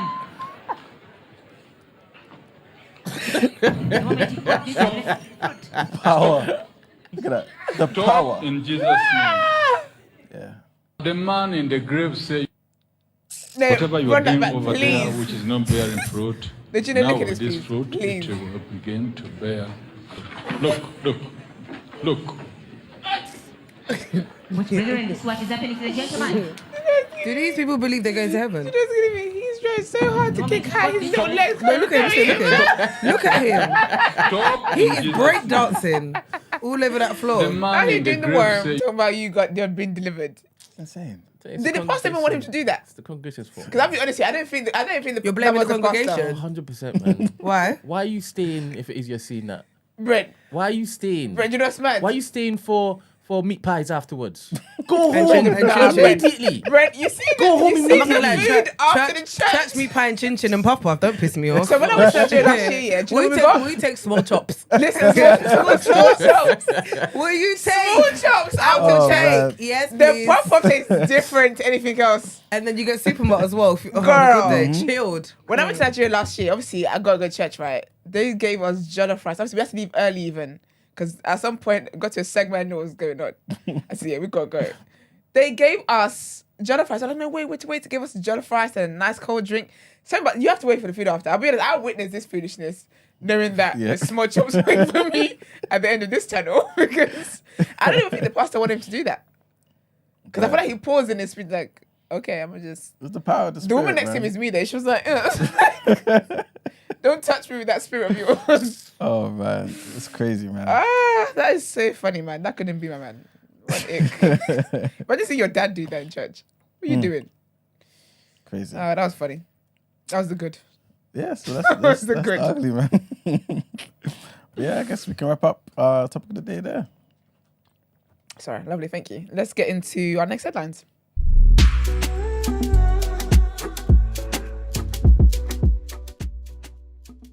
Doing extra research. I think she Brent played videos on TikTok. Girl, there's loads. Should we get Brent played videos? Yeah. Okay. So Brent, you'll be emailed. Okay. Thank you. All right. So our next headline: a Nairobi to Heathrow flight was intercepted by RAF fighters and diverted to Stansted Airport over a potential security threat. So a London Stansted spokeswoman said the Kenya Airways Boeing 787 landed safely with Essex police in attendance. She also said that the aircraft was escorted to a remote parking stand with normal flight operations now continuing. The plane was diverted to Stansted just before 15:45, but Essex police said the incident had now been stood down. Officers said inquiries established there was nothing of any concern, and they handed the plane back to the airport. The MOD spokesperson, the Ministry of Defence spokesperson, said RAF Typhoon fighter aircraft from RAF Coningsby were launched as a precaution this afternoon to investigate a civilian aircraft which was approaching the UK. The civilian aircraft remained in contact with air traffic controllers throughout and was escorted to Stansted Airport where it landed safely. This incident is now under the control of the civilian authorities. Essex police said a flight travelling from Nairobi to Heathrow was diverted to Stansted this afternoon. The airport remains open. Next headline is another situation where they brought up Epstein again, man.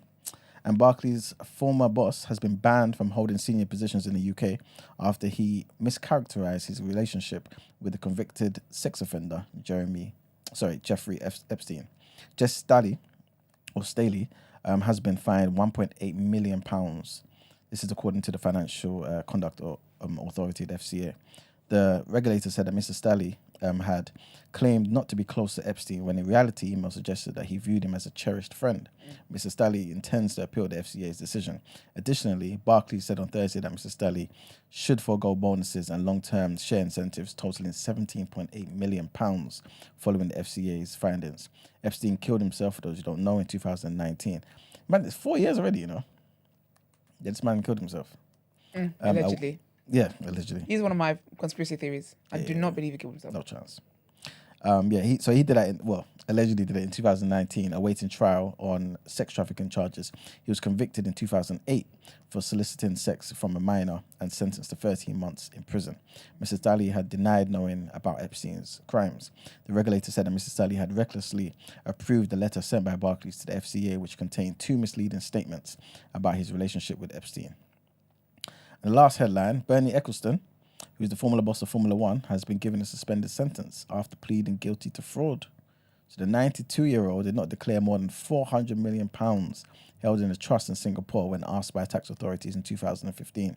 Ecclestone has agreed in a civil settlement to repay almost £653 million, to the HMRC. That's how much he's got to pay back.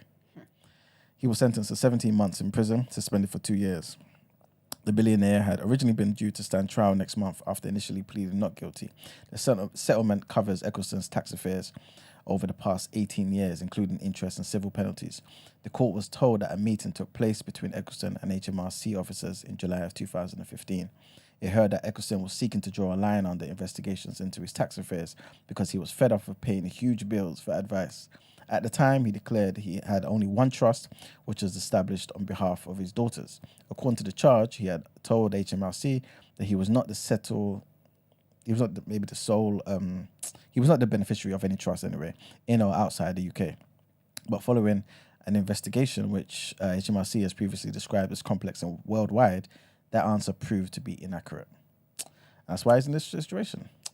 And that's it for deadlines. Time to pay the bills. Thank you very much. There's so much tea to get into, so let's get into Word on Road.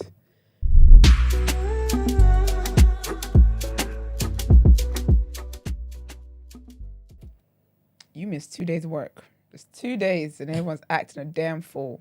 Not the first news, though. The first news actually is sad. So the founding member of the Isley brothers, Rudolph Isley, he's passed away, man. Oh, man. Yeah, passed away at the age of 84. I think that's a good run. Good run. Very good run. So, in a statement, his brother Ronald said, "There are no words to express my feelings and the love I have for my brother. Our family will miss him, but I know he's in a better place." There's no details as to if there was anything going on or anything like that. But anyone who doesn't know, the Isley brothers, the basically brothers who started singing in the 1950s. So Rudolph, who passed away, he started singing with his brothers, put the group together, and yeah, man, they started singing in church, and here they are. Well, they're legends, really. So R.I.P. to him, and love to his family. All right, let's get into the mess of things. So obviously, the whole Israel and Palestine thing's been going on, right? And obviously, there's been celebrities who want to speak out, say whatever they want to say, whatever. The other day, I'm just seeing, Usher's obviously been trending because he's been in Paris singing and doing what he's been doing, which has been lovely, hasn't it? I see that Usher is trending. Usher is trending because of Usher's statement regarding all of this. I'm gonna read it to you. So he says, I pray for peace in the world in this dark hour, in quotation marks. I guess that's a quote from somewhere. There are currently reports of over 1,000 innocent people being murdered. As more and more images of men, women, and children are being released for the world's reaction, I am more and more appalled. The sanctity of life should never be in question. There should never be a debate. This is about our humanity. Music has always unified and brought people together, and to know the power in music was used by those who are filled with hate as a background to commit such evil act has shaken me to my core to know this is the world we now live in. My heart and prayers go out to the loved ones of the victims of such a horrendous crime. We as people have to stand together against any and all acts of hate. This is not a political statement. I just feel like it was a neutral statement, but people weren't really happy with it, and they were like, oh, as a black guy as well, why would you say this and that and da-da-da? So he got criticised for that. Another person that got criticised for what he said was Justin Bieber, but his was funny though. He basically put up a post saying, pray for Israel. But ironically, the background picture on the Pray for Israel font was when Israel attacked Palestine. Doing too much. Doing too much. Stay out of it. And people were like, this is what happens when you lot want to speak on things you ain't got a damn clue about. So now here you go. Literally. Here you go. But he deleted it and then posted again. You know, you went on the create side of your Insta story when you write your own text. Mm-hmm. Yeah, that's the picture he used. People were like, bro, BFFR. Then he reposted it and just said, praying for Israel, heartbroken emoji. This one I thought was interesting because I'm sorry. This one I knew that you people are mad on this internet and not many people are there to tell you. Gigi Hadid, the model, she is Palestinian. She's actually Palestinian, right? She puts out a statement, which I think is a good statement. I'll read it to you and I will let you know what people are saying. She says, my thoughts are with all those affected by this unjustifiable tragedy and every day that innocent lives are taken by this conflict, too many of which are children. I have deep empathy and heartbreak for the Palestinian struggle and life under occupation. It's a responsibility I hold daily. I also feel a responsibility to my Jewish friends to make it clear, as I have before, while I have hopes and dreams for Palestinians, none of them include the harm of a Jewish person. The terrorizing of innocent people is not in alignment with and does not do any good for the Free Palestine movement. The idea that it does has fueled a painful, decades-long cycle of back-and-forth retaliation, in brackets with which no innocent civilian, Palestinian or Israeli, deserves to be a casualty of, and helps perpetuate the false idea that being pro-Palestine means you're anti-Semitic. If you are hurting, as I share my condolences today with my loved ones, both Palestinian and Jewish, I'm sending you my love and strength, whoever and wherever you are. There are a lot of complex, personal and valid feelings, but every human deserves basic rights, treatment and security, no matter their nationality, religion, ethnicity or where they were born. I know my words will never be enough or heal the deep wounds of so many, but I pray for the safety of innocent lives always. I think that was a good statement. Yeah. That was a statement of people are being killed on both sides, and I'm speaking, I just don't like the atrocities going on. People were out here talking about cooking her. Saying what? Like, why is she not praying for Israel? But she's from Palestine. And even her sister's been blacklisted. Her sister's Bella's blacklisted and shadow banned and stuff like that, because for years she's always talked about all the stuff going on in Palestine, the injustices, or whatever. So she's been silenced on social media, even by the authorities. Do you get what I mean? And then Sis just does which I think makes sense. People are being killed on both sides, and this is not, and being pro-Palestine and not wanting people to die doesn't make you anti-Semitic. Yeah. I thought you people are not okay. Do you mean? So all the statements I read, anybody that makes a statement essentially people are gonna find something to cook you Brother. about. So there's that. That's what I don't talk about. I don't talk on things that I'm not qualified to talk on. Sorry. Because it's just You can't drag me. you can't win though. That's the thing. That's literally you can't win. So Let's all focus on our focus kind of thing. Well, DJ Vlad called out what's his name? Called out Drake and called out what's the other one? DJ Khaled.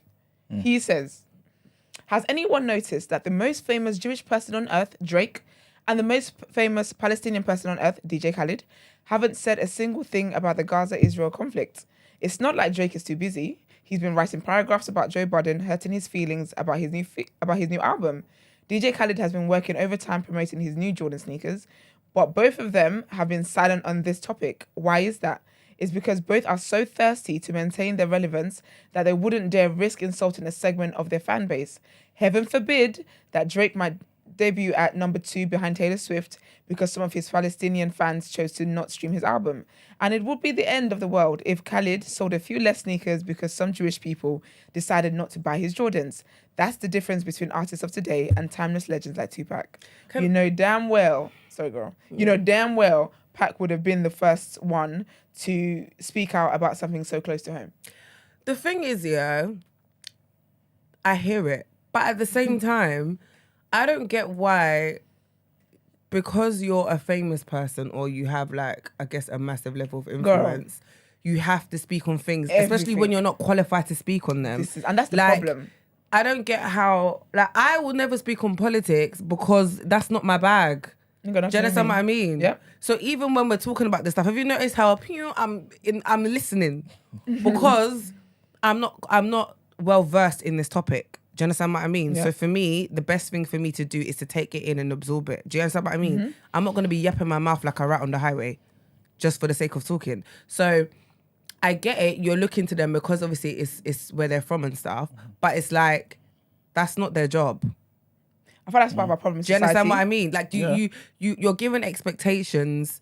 You have an expectation of someone, and that's not their job requirement. Like, I get it from like a moral place and whatnot. Like, but I also understand why they don't talk on it. Does that make sense? Yeah, absolutely. So, because when they talk on it anyway, they will cuss them. They will tell them they didn't talk enough. They didn't say the right things. I really believe. I hate the idea of like people calling out people to talk on stuff that they're not qualified on.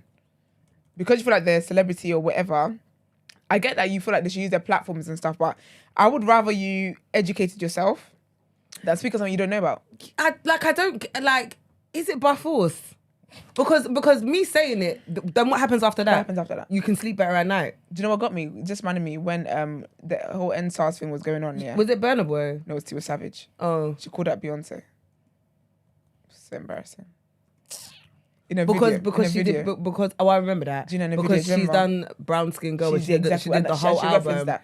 She said when you wanted to do the King of, let's say King of Kings. God, sorry. Queen of the Kingdom. Kings of the Kingdom. Queen of the Kingdom. Yeah. Wherever the kingdom they were going to Lion King Kingdom. Yeah. She's like, oh, you went to Africa and you had this other artist. Okay. I'm saying that you should come and speak out about this because this is something that affects us. Blah blah. Okay, ma'am. It was so embarrassing. It was so awkward. Because. Honestly, no damn thing was said. Like, and rightly so. You calling out Beyonce, did you really think she was going to be like, okay, Tiwa, you're right? No, because she was going to say, listen, NSARS, stop it. And SARS, who have been doing it, they were like, okay, could Beyonce spoken? Stop pushing people to speak on things that they're not qualified for. And then when they do speak on it now, to appease you, you then start to rip apart what it is that they said. Some guy, they messaged them, quote tweeted Vlad, and said, when was the last time you commented on Russian affairs, DJ Vladimir? I literally was about to say, I was going to say that, Vladimir. That's a silly guy. People are so dumb. He's Ukrainian, right? Who? DJ Vlad. Who is he? Yeah, and I think he did sit down and talk about the geopolitical issues at the time. And also, but Brent, this is the thing. If that's where your interest lies, then fair enough. Go off, King. But this is my point. If you are generally interested in politics, I'm not. It's never been my bag. And yes, I should care because it affects me. But guess what? I don't. So it's like, do you get what I'm trying to say? Like, I feel like you shouldn't penalise someone for not having an interest in something that they don't have an interest in. Nothing in this life is by force. Or do you know what it is? Or like, they even have an opinion. Because I feel like when stuff happens, obviously as celebrities, you know that when you go to an interview, especially if you're promoting something, someone might bring it up, yeah. So they might be doing their own research, but I don't feel confident in the fact that I just found out about this stuff to then come and be doing big statement, especially with the platform I have. So, because again, you people keep saying all these people that follow them are so gullible and so influential. So then I go out there, I say something that you don't deem as right. Now you're telling me that I've brainwashed, all my 5 million followers. Everybody just focus on your focus and stop looking to human beings like you for flipping, I don't even know what you're looking to them for. Anyway, in good news, in better news, allegedly, it's been reported that Davido and Chioma have welcomed twins. Yeah, oh, nice. I know, I'm so happy for them. If you guys remember, last year they lost their only son together, Ifeanyi. And yeah, man, I really hope that's the case. I mean, there was a video circulating of her in a hospital bed, but that was actually from the first child's video. So then the video, he hasn't said they've got babies, but he just said, stop circulating old pictures, thank you. Basically. But the person who did announce it is a music exec. I'm looking for a girl. Oh no, Brent, sorry, please. We're gonna go into that. That's a whole other thing. A whole other thing. You see the whole other thing. See, we are so down bad, yeah. Down bad. Down bad. Because I actually questioned whether or not I want to play this guy for. I've never known people to really want to be American so badly, you know. I had to message Dina privately to be like, are we doing this? Okay, but yeah, we'll get to that. But yeah, man, so the guy who posted it, it's funny because the guy's name is Ovi. And I remember when Ovi, the fine Ovi, whenever people want to at him, they were atting the other guy. One, yeah. It was so funny. But yeah, he's the one who posted. He's a music exec in Nigeria, I believe, or something like that. And he's the one who said, congratulations, Chioma and Davido, double blessings. You know, Africans, when they say double blessings, you know what that means? Yeah, Beji. So big up her, man. I'm happy. If that's the case, I'm really, really happy for them. I'm very pleased for them. And allegedly, they're in America, so she would have given birth to the twins in America. And that silly little girl, Anita. The one who ran back an apology and said, oh, I'm so sorry. Bella. She's out here wishing them well wishes. Girl, if I was Chioma, yeah, when the baby drops here, when I'm ready and able to walk, your house is the first one I'm making. I'm going to beat your ass, hypothetically and factually. I'm just going to send her the ether beat. Bro! I'm not even say anything. Just send you the... She did a lot, you know. She was doing a whole lot. And to know that this woman was literally mourning her child, and you're out here talking about, oh, I was with him, and she's a fake girlfriend, a fake wife, and I was going out with him, doing all this nonsense, claiming that you were pregnant and whatnot, and then claiming as well, alleging that he was abusing and beating up Chioma, and then coming back when no one cared anymore to say, oh, I take that back, by the way, I know that. Girl, shut up. Shut up. And no one's gonna care. I'm not gonna report when she gives birth. Don't care for it. So there's that. Oh my gosh. Would you guys believe I told you Monica? Is it new Monica?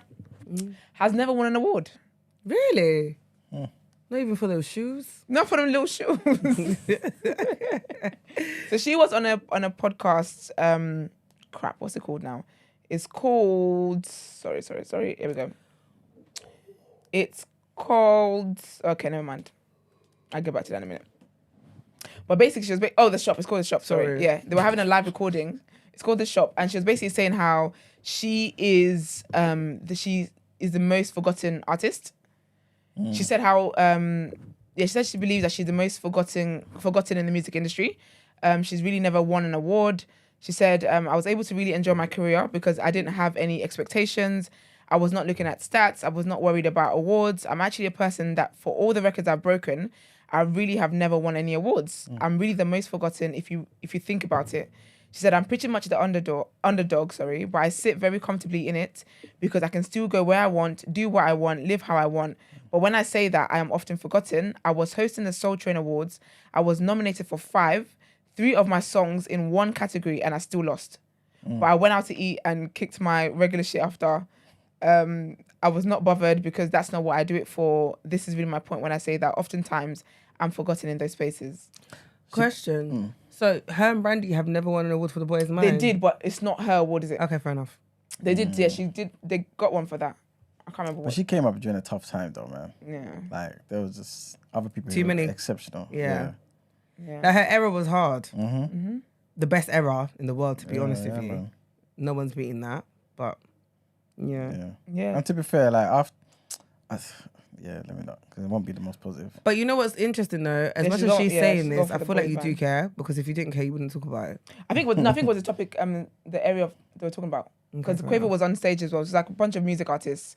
So I think her point was more like, I've been able to enjoy my career and stuff. I feel like the question would have been more about like pressure and fair enough. all that kind of stuff. And it's like, I haven't won any awards and I enjoy my career. J. Cole says the same thing. He hasn't won an award either. The only award he's got is with 21 Savage. Oh, serious? Yeah. J. Cole's never won. He hasn't won a Grammy. I don't know if he's won any other awards, but he definitely hasn't got a Grammy. But again, it's like, you have to enjoy what you're doing. This is it. I guess it's because those things, as much as you can say, oh, don't care about them, people use them as measures of success, isn't it? That's the problem. So people will always bring up to you. They're always it's a measure of success, because then you put it in your title, Grammy award winning. Do you know what I mean? Grammy nominee. So it holds weight, obviously, because that's how people introduce you. Do you get what I mean? Yeah. So it's a tough one. Like I understand why people kind of crave the notoriety from it. Yeah. Do you get what I mean? Because having a Grammy is different. Yeah. But they give it to anyone these days. So I want to talk about, I forgot to add in the word on road. Carisha. Oh, the fact that she won over Drink Champs. Yeah. Won over everybody. Gillian's thingy. What's that guy? I don't watch their show. But basically, yeah, she won hold on, wait, where is it? I could not believe it, you know. So she won best hip hop platform. But that's the thing. We know her platform isn't hip hop. Like, we know the people she has on there. But you know what's mad? Because Charlamagne was talking about it, and he was like, do you know what? He was like, I love Young Miami, big up Carisha, whatever. But he was like, she doesn't release consistently to have won that. Yeah. He was like, Drink Champs release like weekly. Joe Budden releases twice a week. All these people are consistent. Like, whenever Young Miami puts out an episode, it's #1 trending on YouTube. You have to give her that. Do you get what I mean? She literally, and she's got rappers on there. So I guess in hip hop culture, it is that. But when you think about the other podcasts that you're up against, like Joe Budden talks about hip hop and like in depth. Drink Champs, they have everybody, old, new, present, whatever. Yeah. Do you get what I mean? If I think of a hip hop podcast, I'm definitely thinking of Drink Champs. I'm thinking Drink Champs. 100%. She won 2nd year in a row. Charlamagne said, he was like, yeah, like congratulations to everyone, but he was like, I only got one question. Was it sponsored by Delion? It's mad, man. Congratulations to Carisha, but girl. If you had influence like that, would you guys fix it? See? Influence like what? Like her? No, Diddy. Would I fix it? Flex it. If I had Diddy's or Carisha? No, because I'm not. Diddy's. And your man is doing a platform. Oh, but baby, send it over. Now TD has won a Grammy. Not 2 years in a row, though, man. Like I generally, credibility of it is shattered, mate. This is what I'm saying. Like, but it's BET though, so. What's it called? There's no standard to begin with. No, basically BET, people don't really trust BET for a while now. But I'll be honest with you, Sis might get a Grammy next. Do you know what used to get best hip hop platform? Crazy. Platform. I think it's taking the piss. Platform. I'm not gonna lie, and this is no discredit to her. I don't think she deserves it. But that's not taking away that she's doing an amazing job. But I don't think she deserves that title, especially in comparison to her peers. She definitely didn't. Like, and I like Young Miami. Oh, City Girls have got an album coming out. Not this Friday. I think next Friday. Who cares? Okay. Sorry. I'm looking forward to it. I just hope it doesn't get leaked. Because remember the first one was after JT came out of prison. There was a whole lot of hype around it. And then it got leaked, man. It was sad. It ruined their rollout. I refuse to engage in brain dumbing music. Wow. I will listen to... You want to read me good. I will listen to a song that gets released because I have to, because it's all over freaking TikTok. And now it's entered my subconscious. I will do that. But what I am not going to do... What I'm not going to do... is go to music or Spotify and type in that album and add it to my playlist. Oh, girl. No way. As much as I love shaking my ass, I'm shaking my ass to freaking Juvenile's Back That Ass Up. Yeah? So... You're going to get some old school trapping music. You know what? That's what's great about life. Yeah. Balance. Yeah. I'm shaking my ass in the car. Exactly. Then you're going to listen to praise and worship. I need to be in the car, but like my back just sound like bangos. Like literally. No, see, I've not listened to that. But I love the girls, man. No, do you know what it is? I love it. It's because, I'm going to be honest, I do feel like the Oh, way. you said though you hate pussy music. I don't. Do you know what it is? Yeah. I hate vulgar music. Yeah. I generally hate vulgar music. Do you get what I mean? Yeah. And I'm not me gonna with lie, Bashment. it sounds so much worse coming from women for me. That's like, me with for Bashment. Bashment is so vulgar like, music generally just makes me cringe. I just think, Yeah. I'm shy. Like, do you know what I mean? I hear you. So because of that, I can't sing it, and they're gonna be pucking pussy. Like, it can't come out of my mouth. I just look at myself and be like, who are you? Are you alright? No, that's my Like, favorite BFFR. pastime, boy. No, I can't. But I'm waiting for the Holy Spirit to. you'll kick find in me on that shaking one. my ass though. That's what's weird about it. Yeah, because I feel Balance. like when the beat starts going, Yeah. and obviously when you're with like girls, it's just it's a bonding session. But that's what I'm saying, Ed. You will defo catch me shaking my ass to their music though. I But know, what I'm that's saying right. is, I can't be listening to it on my way to wherever I'm doing. I don't even listen to that in the gym. Oh no. On my way to the gym, that's what gets me like ready to go. No. I don't know what it is. I don't know what it is. But I'm like I love listening to the girls on my way to the gym. It really just gets me in like, let's work. Let's do this mode. But yeah. But life is about balance, man. No, I hear it. Pop off. Go off, sis. Okay, so there's that. And then I told you guys on Monday about Holly Wiloughby and the threats Of that the she got stalker. of the stalker and everything. You're one, man. She's left this morning. She actually quit. Saw it Really? front paper Wednesday. I said, today I'm not in. So she put out a statement on her Instagram. She said, I have let ITV know today that after 14 years, I will not be returning to This Morning. To everyone who has ever worked on the show over the years, thank you so, so much. This is such a difficult goodbye. You are incredible, and I forever will be proud of what we've done together. Thank you to everyone at ITV for being supportive. To every guest who has sat on our sofa, thank you. Most of all, thank you to the wonderful viewers. You've been so loyal, so supportive, and the very best company every day. Richard and Judy said, we only look after this show. It will always belong to the viewers. It's been an honor to just be part of its story, and I know the story has many chapters left to go. Sadly, however, I now feel I have to make this decision for me and my family. I will miss you all so much. Signed, Holly. Pick up Holly, man. I feel like this is Schofield. I don't know how it is, but it's Philip's fault. Philip Schofield here. Philip Schofield here. I'm trying to think. What is it? Alison Hammond, isn't it? Yes. Yeah, give her the show, man. Give her and Dermot O'Leary the show. They're the two that should have it. They are good vibes and they are too funny together. They are hilarious together. So give them the show. But yeah, man, that's the end of that. Obviously, there's been conversations online about this might just really be the end with ITV anyway. There's just too much going on there. But so you all have TDA, so to say that. We got y'all. Okay, we got y'all. Jada. You know Pinkett what? If Smith. I could roll my eyes anymore, they'd actually pop out of my head. Girl. When it comes to her. Jada Pinkett Smith. I just wish she would like keep her mouth in the permanent position of pum. Like, do you know what it is? Don't talk. They've been talking for so long, yeah. Like, you know certain people, I'm so intrigued by them. I find them really, really cool and really, really whatever until they start talking. When they start talking, it's like they never shut up. They don't know how and when to just close their mouth. So she's got a memoir coming out soon. I think it comes out on the 17th of October. I'm trying to find the name now. I had it earlier here. But she's got a memoir coming out. And of course, she's going to be putting out a lot of stories and talking about a lot of stuff on there, right? Yes, it's called Worthy. That's the memoir. It's called Worthy. It's a lovely picture, though. Deep. And basically, it's a lot of pictures in the background that form the picture of her. So that's really, really cool. I guess that's like, I know Tupac is in there somewhere. Of course. So let me start with the things, right? So obviously, she talked about as a teen, she used to sell drugs and whatnot. And essentially that was her solution to survive. If you want to know more about that story, buy the memoir. The tea I really want to get into. So she revealed that she and Will Smith have not been together since 2016. Okay, so this is what I said to you earlier. It was a no shit Sherlock moment. To me, I don't get why a lot of people are even so surprised about this, because the last couple of years, that behavior was not of a happily married couple. That August Alsina stuff,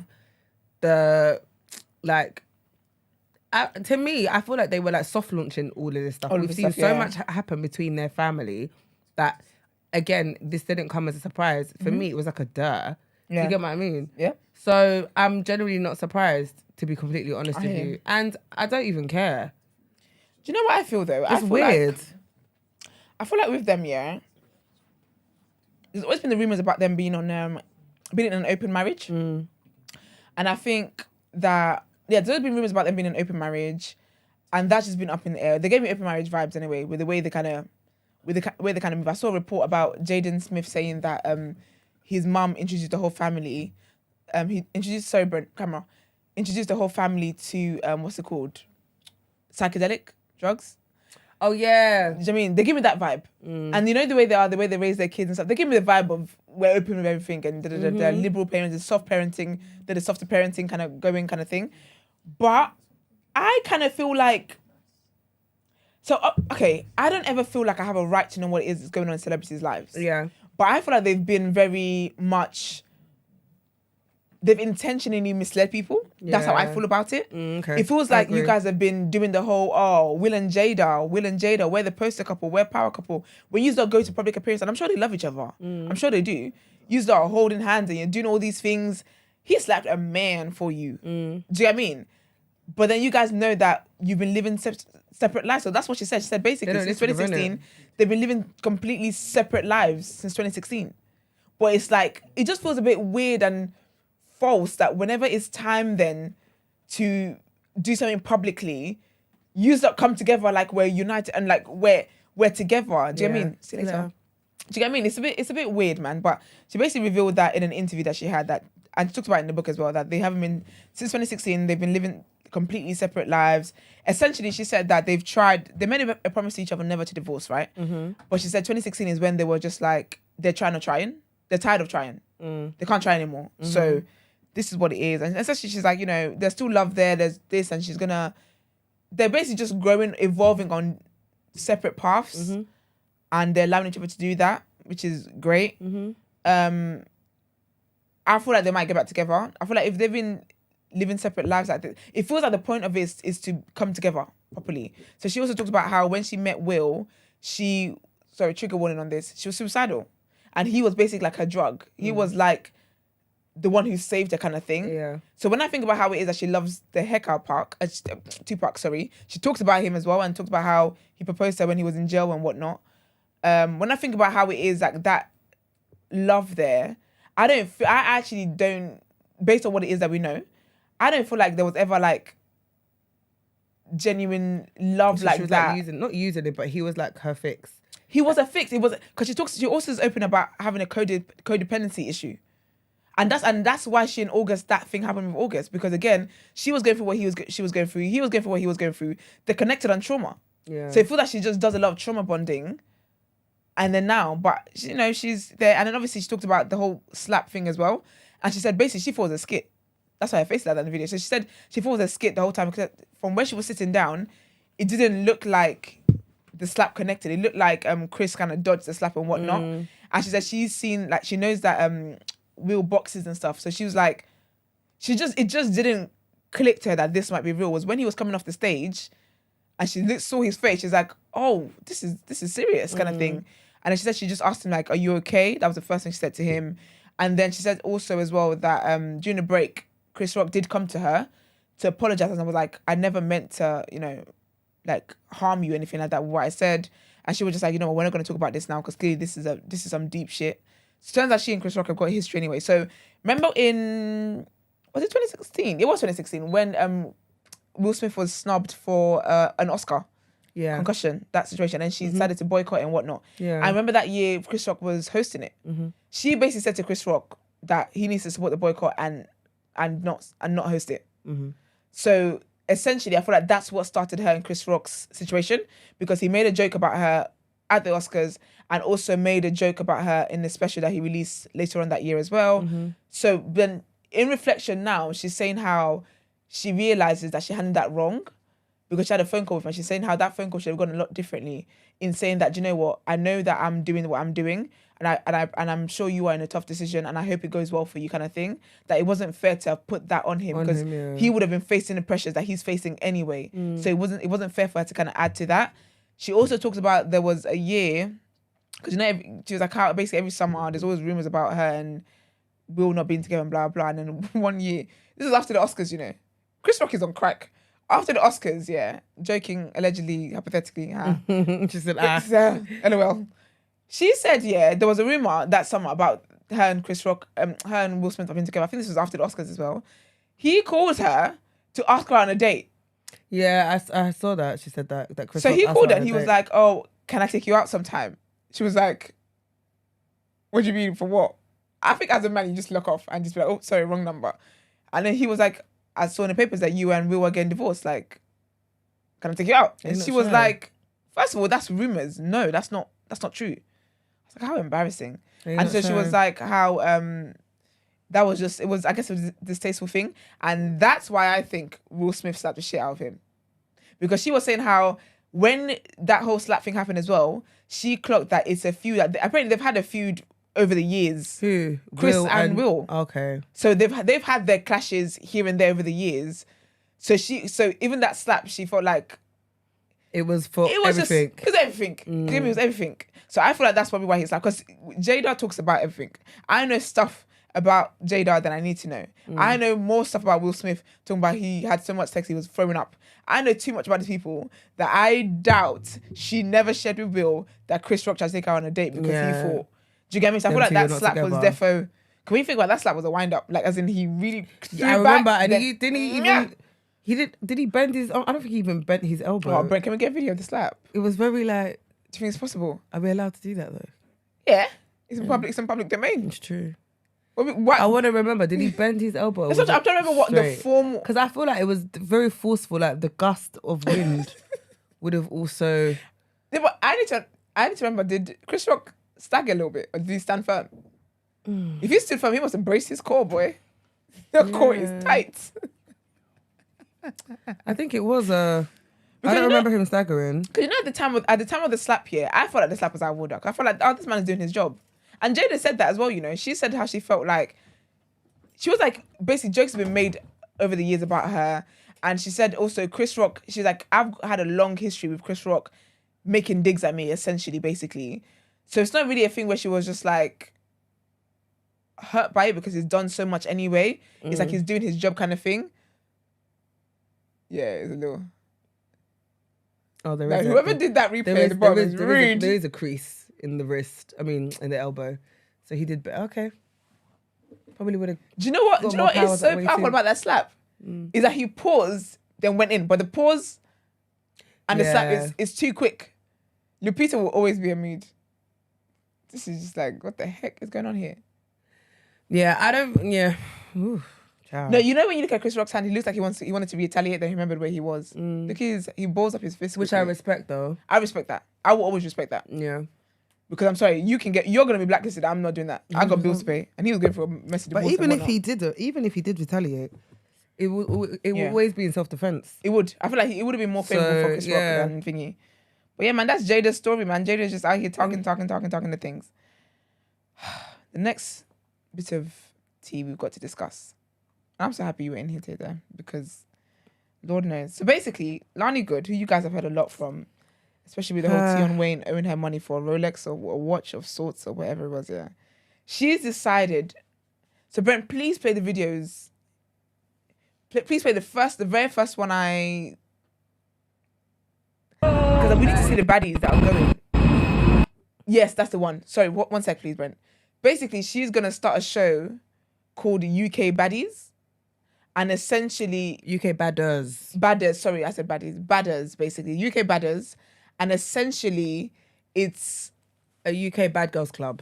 Basically. So, obviously, people are expecting baddies. Because UK Baddies has been trending. It's a hashtag and all sorts.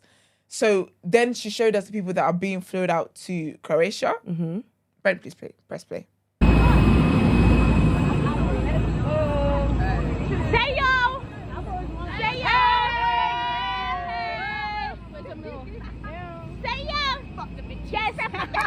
Remember her face. Her name's Rain or something, isn't it? Remember her. Yeah. You don't know the thing? We're all side.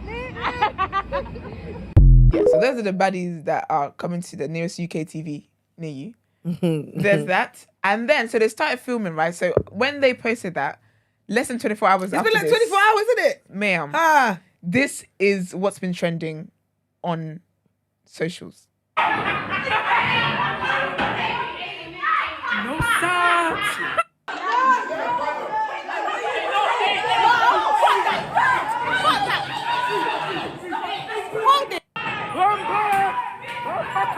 Echo is scary looking.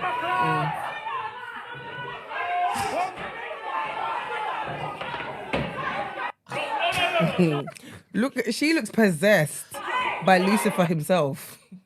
Look at her. Man, if you know how many times I replayed it because I could not understand what I was watching. I couldn't make.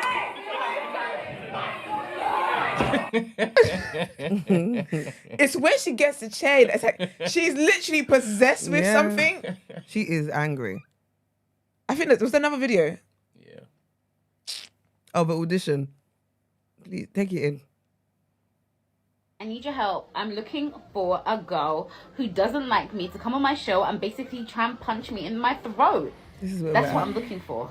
So I've been looking for people. This is where we're at I've as a been wanting people. this for like a week, and I'm not getting anywhere with it. Obviously, I'm putting together a show about bad bitches, but I need an op. I need a girl that's gonna come on the show and literally punch me in my throat. I want a girl to say what she says online about me to my face. I want a girl to try me because I really have a lot of built up. You know what I'm saying? And I need to take it out on someone. So I would like a girl to come on the show. If you're really bad, come on my show. I've already tried to get Trilly Skank on my show. She aired my message because she's up. Yeah, because she's up. See? But basically, obviously, so I tried with her. She aired it. So one of you guys are going to have to step up because apparently certain people come and collect your people. Don't want to see me in real life. We're actually ready. I'm not saying I'm the baddest.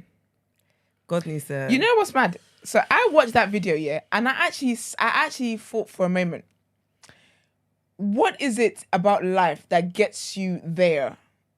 Like, what gets you? Because basically, you see with Lani, yeah, the whole, I was going to say Tory Lanez, the whole Tion Wayne thing happened, right? And she was like, oh, he owes me money, blah, blah, blah, which fair, innit? If someone owes you money, pay the money back, cool, whatever, right? But then she went on this whole thing about like, not wanting to be involved in drama and wanting to be peaceful and wanting to be this and wanting to be that. And now the next idea you have for content is to get a bunch of girls fighting. And now you want to hold auditions for, it's giving Jocelyn's Cabaret. No, it is.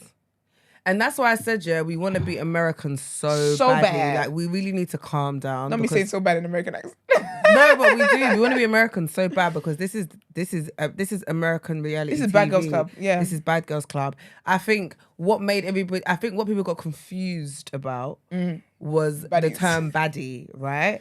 And expecting to see the aesthetic of the quote unquote baddie. Yep. But that's not what you're getting. It's talking about the wicked and bad. Like, that's what I realized. They're bad in that sense. But that's like what Bad Girls Clubs is about. That though. is, it's not about aesthetics. It's the craziest people. It's about people who are on smoke. And clearly this is what, and I think, yeah, it's also people that might have tension from before. All of this is all on social media. And I think a lot of them are TikTokers girls. again. And they're not from our generation. So it's very interesting because I saw on TikTok, I think they're trying to get Our Fabulous.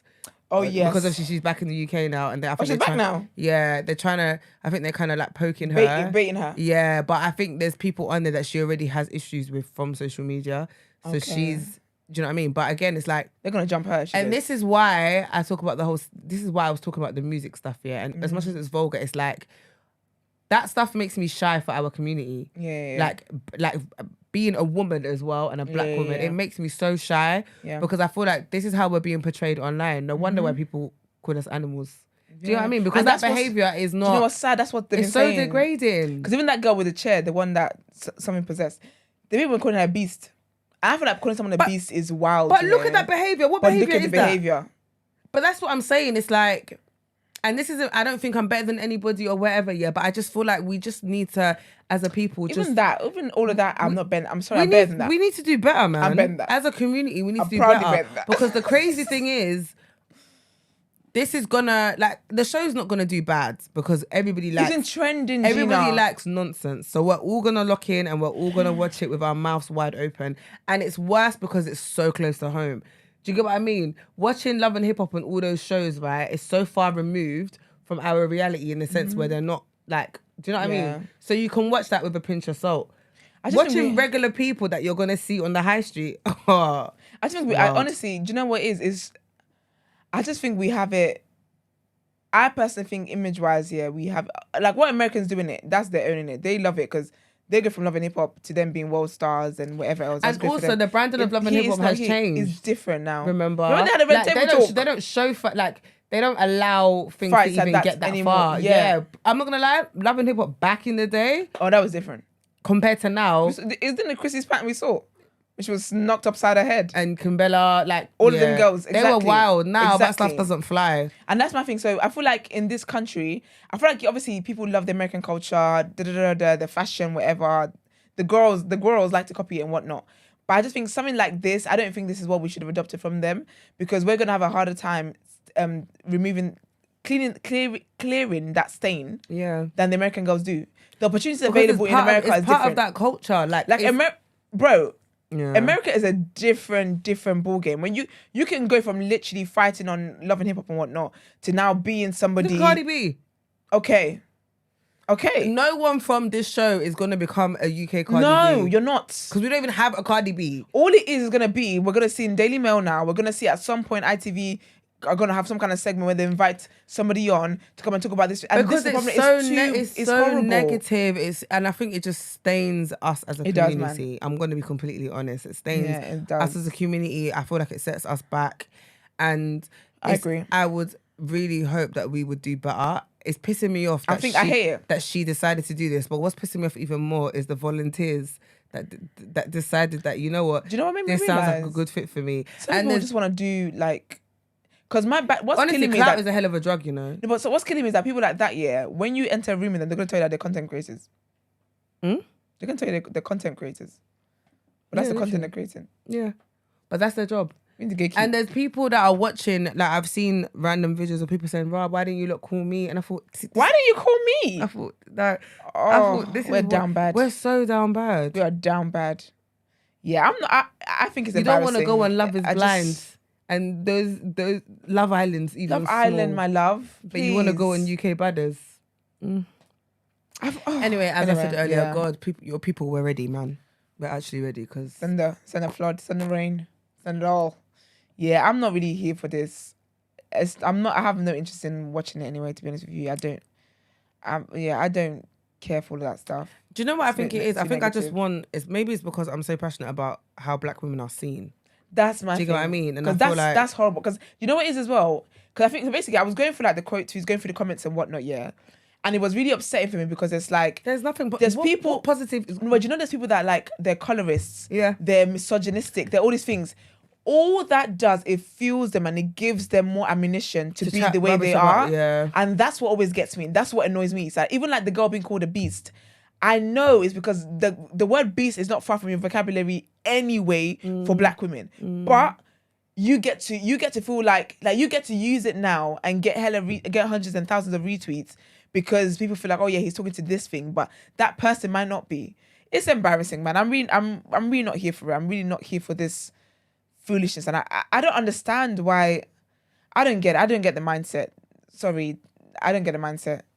But all the best to all parties involved, and I just hope the main media does not not pick this up. Yeah, it gives everyone else a bad rep. Yeah, I hope it just literally stays in our echo chamber. This is why people can't talk in their offices and say about things that they've been wronged by, because they'll be like, "Oh, you're aggressive." They might pick up the rolling chair and slap me with it. But yeah, it'd be interesting to see what happens. Someone was like, some guy who works in TV. He was like, "I've worked on reality TV shows." He was like, did Lani do a mental health assessment for these people? Oh, when everyone comes on the show. Someone said, well, first of all, you know damn well she ain't got a budget for that.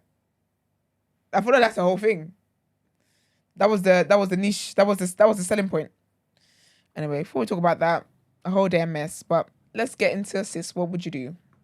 What would you do?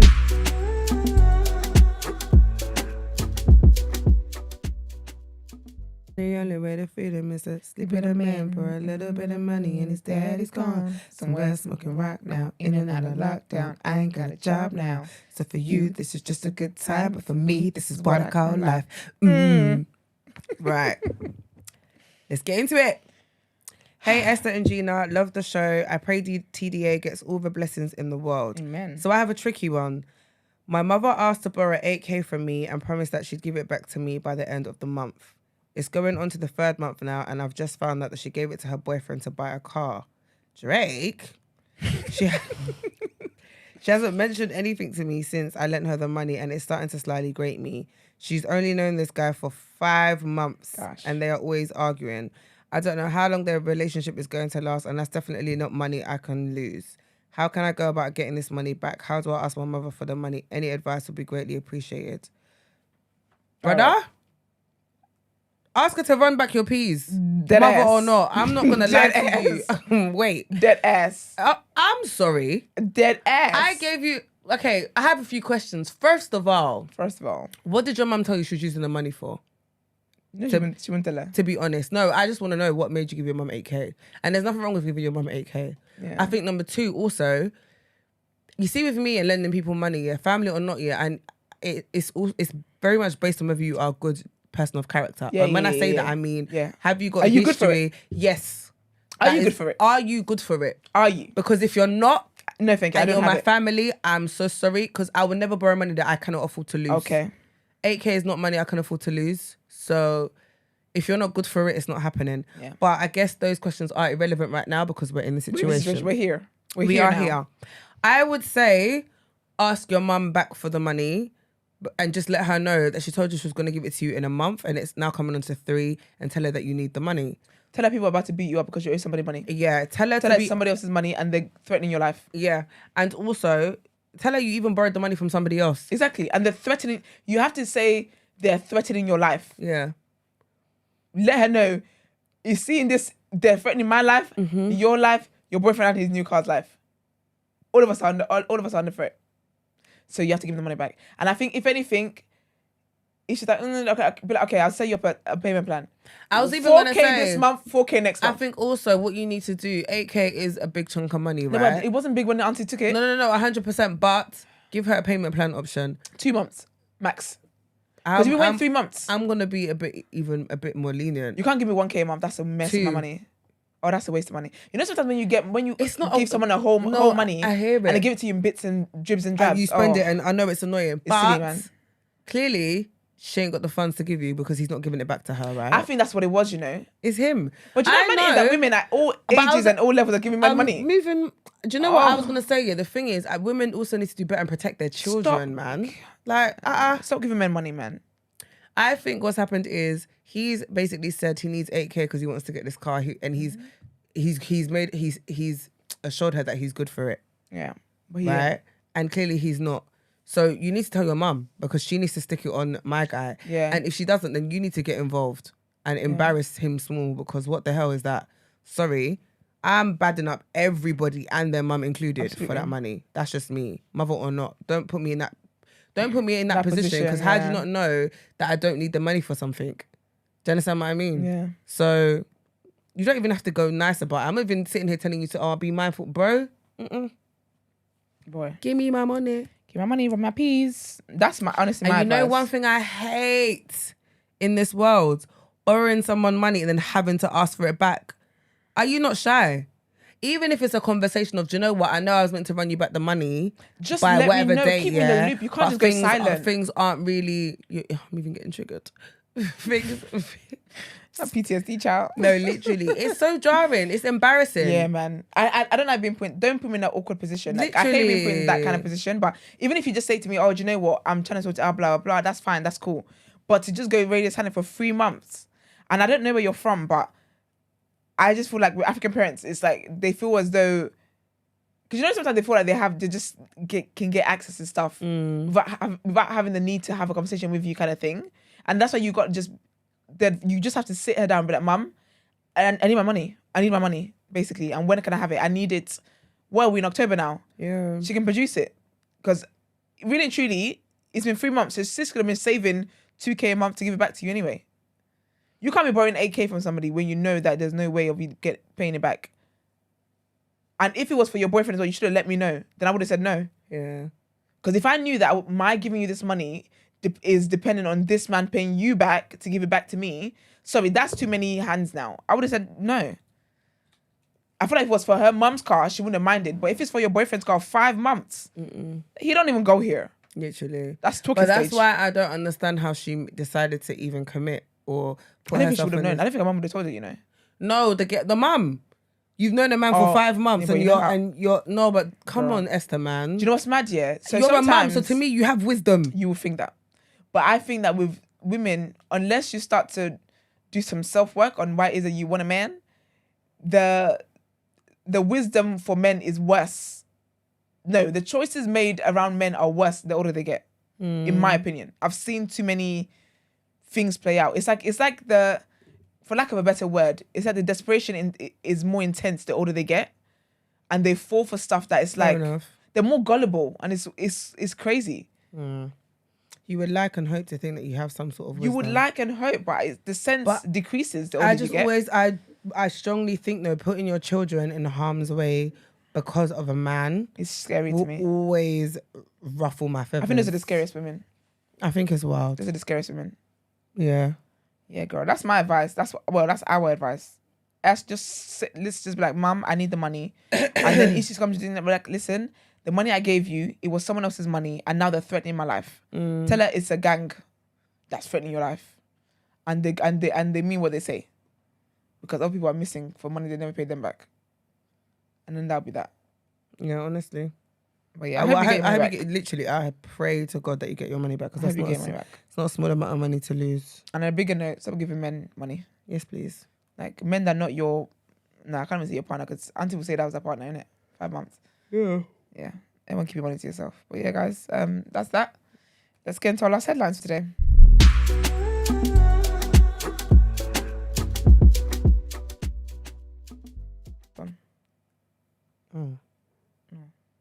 Wow, yes. That's ridiculous. All right. So, first headline, a senior government science advisor during the pandemic has told the COVID inquiry that it was clear as early as February 2020 that the NHS was going to be overwhelmed. Professor Graham Medley said the civil servants would have been aware of those concerns at the time. The government ordered the first national lockdown on the 23rd of March 2020. It has said that it's always acted to protect lives and livelihoods through the pandemic. Former ministers, including then Prime Minister Boris Johnson and then Health Secretary Matt Hancock, will give evidence to the inquiry later this year. Okay. The protester who poured glitter on Sir Keir Starmer as he spoke at the Labour conference has apologised for touching the party leader. Yaz Ashmawi told the BBC he was sorry for putting my hands on him and touching him when he wasn't expecting it, but he said he did not regret his protest or using glitter. Merseyside police arrested and bailed a 28-year-old man on suspicion of breaching the peace over the protest. Mr. Ashmawi said he was in police custody for 22 hours, but added officers were very respectful to me. The activist earlier told the Fubar Radio's Politics Uncensored it was horrible to think that Sir Keir might have thought he was in danger during the protests. Politicians get a lot of death threats and they have a need to feel safe and I compromised that in that moment by touching him, he said. Mr. Ashmawi told host Ali Milani, a former Labour Party candidate who tried to unseat Boris Johnson at the 2019 election, that he was sorry for making physical contact with the leader of the opposition. He said, I think it's absolutely fine to pour glitter on someone and to go onto the stage. I just think it's the physical contact that crossed the line there. In a statement, Mr. Ashmawi added, the glitter was, of course, a lovely, peaceful spectacle, and I'm still finding it everywhere. All right, so the next one, I'm going to read it just because it's important, innit? But shall I wait a second, Brent? Yeah. It's flashing. Sorry, y'all. Can you like the videos, please, while we're here? Since we are here, if you could please like the video and the camera will come back on. That would be great. Lovely. Also, trigger warning on this one, like extremely triggering, and it's of sexual assault. So if this is going to be a lot, please mute it. All right, so a teenager who raped 3 schoolgirls in the and Parkland, telling one of them it's meant to hurt, wept and dry-retched as he was remanded in custody today. Liam Hughes, who's now age 18, was age 15 and 16 during the series of incidents in the Falkirk and Grangemouth areas of Stirlingshire, Scotland, over a period of 18 months. 2 of the girls were also 15 at the time, while the other was 14. A 4th girl, also 14, was sexually assaulted by Hughes. Hughes forced himself on his youngest rape victim, the High Court in Stirling Heard, in Zetland Park, Grangemouth, in October 2020. In May 2021, he raped one of the 15-year-old girls in the woods. The court heard this incident near Primrose Avenue, Grangemouth, the court heard this incident had begun as consensual sex, but the girl had begged Hughes to stop because there was a rock or stone beneath her. She said that he ignored her, however, and carried on telling her it's meant to hurt. A month later, the same girl woke up at a party in Howglen, Falkirk, to find her underwear had been pulled down. Hughes had raped her while she was asleep and went on to orally rape her afterwards. The young girl went to the police a few days later. Hughes was quickly arrested and appeared on petition at Falkirk Sheriff Court, but was released on bail. In March last year, he went on to rape a 15-year-old girl. He needs to go under the woods. Whom he'd never met before, in the woods near a primary school in Grangemouth. The girl gave the court what prosecutor Ali Murray described as a graphic account of what had happened to her. She said she was raped and there was lots of blood and she was in a lot of pain. Hughes, an electrician of Castleton Crescent, who denied the offences, said the girls had got together and made up stories against him. He said, "They can say it, but I've never done any of it." After 6 days of evidence, a jury of 8 men and 7 women deliberated for almost 2 full days before finding Hughes guilty of raping the 3 girls, one of them twice, and sexually assaulting the 4th. Charges that he raped 2 more girls, one age 14, the other a day after her 16th birthday, were found not proven, and he was found not guilty of sexually assaulting a sixth girl, who's a 14-year-old. Hughes wept, sobbed, and shook as the verdicts were recorded. He was handed a waste paper bucket in the dock after dry retching and saying he was about to vomit. On the public benches, his mother also sobbed. Judge Lord Young remanded him in custody for background reports. He told him, "You've been convicted by the jury of charges of rape and sexual assault. I'm not going to grant bail. The offences are too serious for that." He was placed on the sex offenders register and will be sentenced at the High Court in Glasgow on November the 21st. I hope he never comes out and sees another day of life. That's just wild. But yeah, it's time to pay some bills. Guess what they've got, man? They've got women in sports today. Let's get into reaction. Let's do it.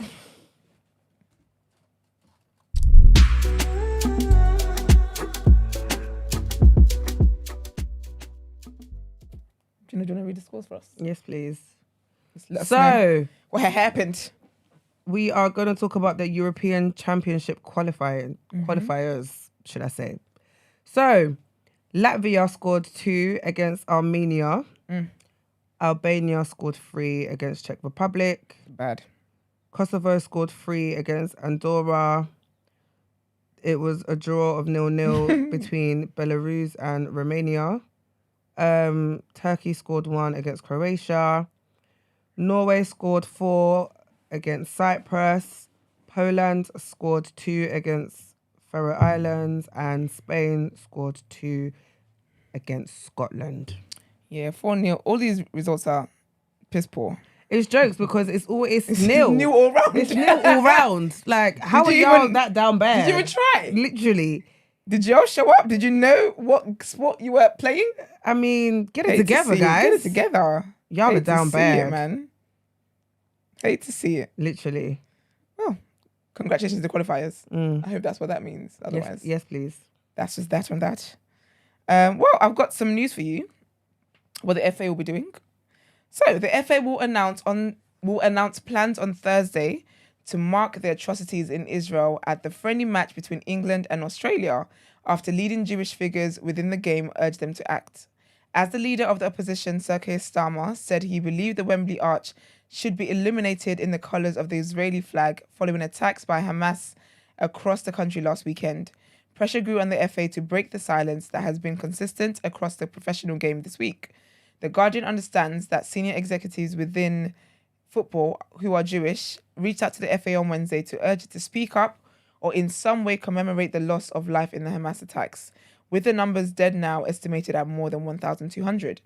The FA customarily does not confirm plans for tributes or memorials further than 24 hours out from a match, but the Guardian understands that a plan will be announced on Thursday, that was yesterday. The Three Lions play on Friday night and then on Tuesday against Italy. Speaking at the Labour Party conference, Starmer said he felt it was right that the arch should be lit blue and white, the colours of Israel's flag, as a gesture to show solidarity with the country's people. I do think they should be on the arch because I think the message has to go out that we stand with Israel. The UK stands with Israel, and that is a manifestation of that support, he told the LBC radio. That was also the same programme where he could not define working class. The government is also encouraging sports bodies to pay their respects, with the Department for Culture, Media and Sport writing to various governing bodies suggesting they pay tribute in an appropriate manner at forthcoming events. The letter read, in the light of the attacks in Israel, on behalf of the Secretary of State, we would encourage you to mark the event in line with previous events where sport has come together. Okay. Sergio Brown, so he's an ex-NFL player and he got charged with his mother's murder. Damn. So trigger warning. A former NFL player has been charged with the murder of his mother after being arrested in California on Tuesday. Authorities had been searching for Sergio Brown since his mother, Myrtle Brown, 73, was found dead near her home outside of Chicago last month. He'll be extradited to Illinois to face charges of first-degree murder, police said. Mr. Brown played for 4 professional teams during a 6-year career. Police in Maywood, Illinois, about 12 miles west of Chicago, discovered Miss Brown in a creek on the 16th of September after her family members reported her missing. A medical examiner determined she suffered multiple assault injuries and her death was ruled as a homicide. While on the run, Mr. Brown, 35, posted rambling videos and messages online from Mexico in which he called reports of the murder fake news. In the sometimes incoherent video, Mr. Brown claimed his mother was on vacation in Mexico at the time of the incident. He also accused both the FBI and Maywood Police departments of involvement. Okay. He was deported back to the US on Tuesday and was arrested by police in San Diego.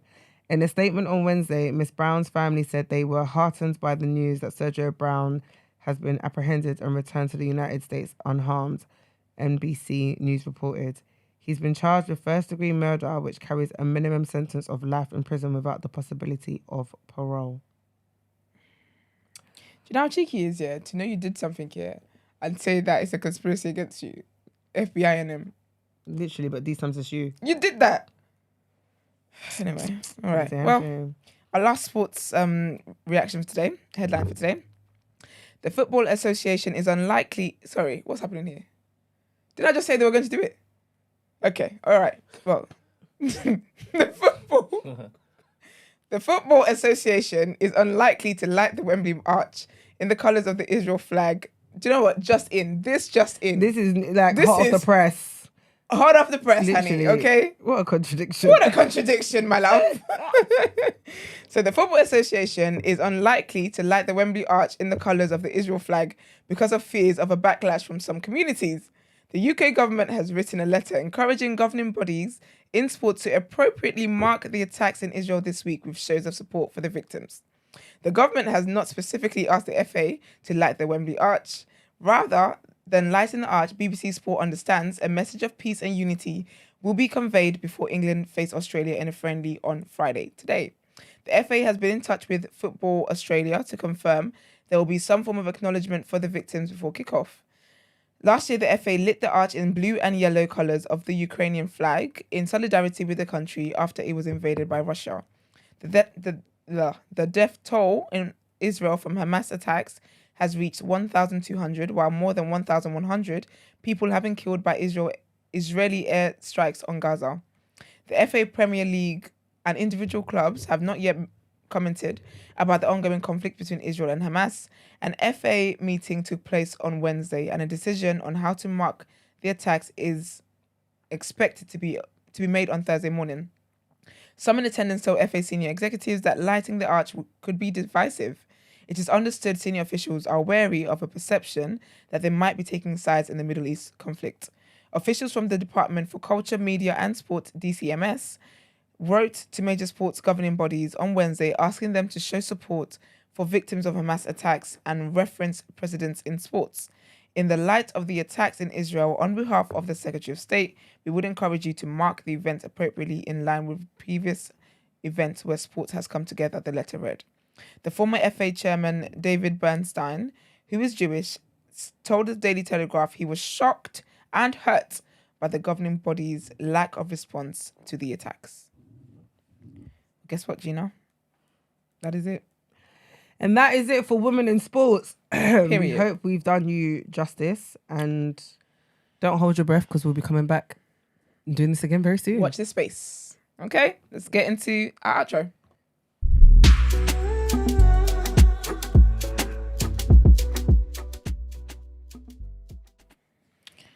All right, well, this has been a lovely show, very lovely, wholesome show, wholesome week here at TDA. We appreciate you guys. Thank you for tuning in throughout the week. Always being here with us. We do not take our community for granted, and big up you guys, big up yourselves every damn time. Please like the video, subscribe to the channel, and also don't forget to put other people on the show. We know you guys think we're great, and we know and we appreciate the fact that you think we're great. So because put we other are people great. on. We are. This is the room of black excellence continually. And y'all don't even know what we got coming for y'all. Basically. You don't even know. You don't even know. You better keep your wigs out. Okay. Keep your panties tight, your wigs tight. What do men wear? Keep your string vest tight. So singlets. Singlets. Keep your singlets tight. Keep your singlet tight. Thank you. Okay? Because we coming for y'all. Stay tuned. But again, to stay tuned, you have to follow us on social media, man. You got to follow us on social media platforms. The Day After TMB on Instagram, Twitter, and TikTok. While we're here, follow the New Black too. TDA is because New Black is. Yeah. So follow the New Black as well. Thank you very much. What else is there? Quick plug, sorry guys. Yes. Beats and Bands is next week Sunday. Next week, got a week, baby. I'm just letting you know that it is in a week's time. So if you haven't got your tickets already, get them. It's not just for girls, it's also for guys as well. everybody. So everyone come down, have a good time. Let's mix litness with fitness and That's right. have an amazing time. It's Have gonna a be great, ball. man. Let's have a ball. It's literally gonna be great. Like literally, it's gonna be an amazing time. I'm looking forward to it. What do you want? What did I see? I see Esther there. But... Oh. No, it's going to be really, really good. And I'm looking forward to it. The breakdown of stuff happening on the day is also on my social media as well. So you can That's kind of see right. the itinerary of what we've got going Some on. bad boy DJs up in there. Yeah, we're going to have a really good time, honestly. I'm really looking forward to it. So am I. I'm looking forward to it. So yeah, thank you, please. Is it going to be pussy music there? Oh, okay. Yeah, they will. They will. We're going to be twerking. Of course. You will see me twerking Right. for free. Not for free, child. This is the place, I all was right? going to say twerking for a Birkin, but I was like, no, I'm not getting a Birkin, so I'll be twerking for free. So yeah. No, I'm looking forward to it. I'm really, really excited about it. I'm proud of you as well. Thank It's you. a sick Thank you so much. Sick event. Thanks. I'm gonna be there, of course. Yep. Shaking ass and all. I got my leg. I know the leggings I'm gonna wear. Okay, girl. It's mobility. Them leggings. Not too tight. They're The ones okay? that- yeah, I get Not it, too man. loose, not too I tight. I know the strategy. Do you know what I mean? Exactly. I know the strategy. I hear it. Them You're strategic like I'm not wearing- positioning. You're like I'm not wearing sweatpants. Okay. Sorry. We're gonna look cute. So I'm looking Literally. forward to it. But yeah, guys, if you've got dilemmas to send us, and also this is the number to call when we're live on air. The number is 075-6484-1073. Pick up the callers from this week as well. If you want to inquire about the show or feature on the show, our email address is thedayafter@thenewblack.com. Don't forget to like the video. Have a great weekend. Stay safe and catch you next week. Peace.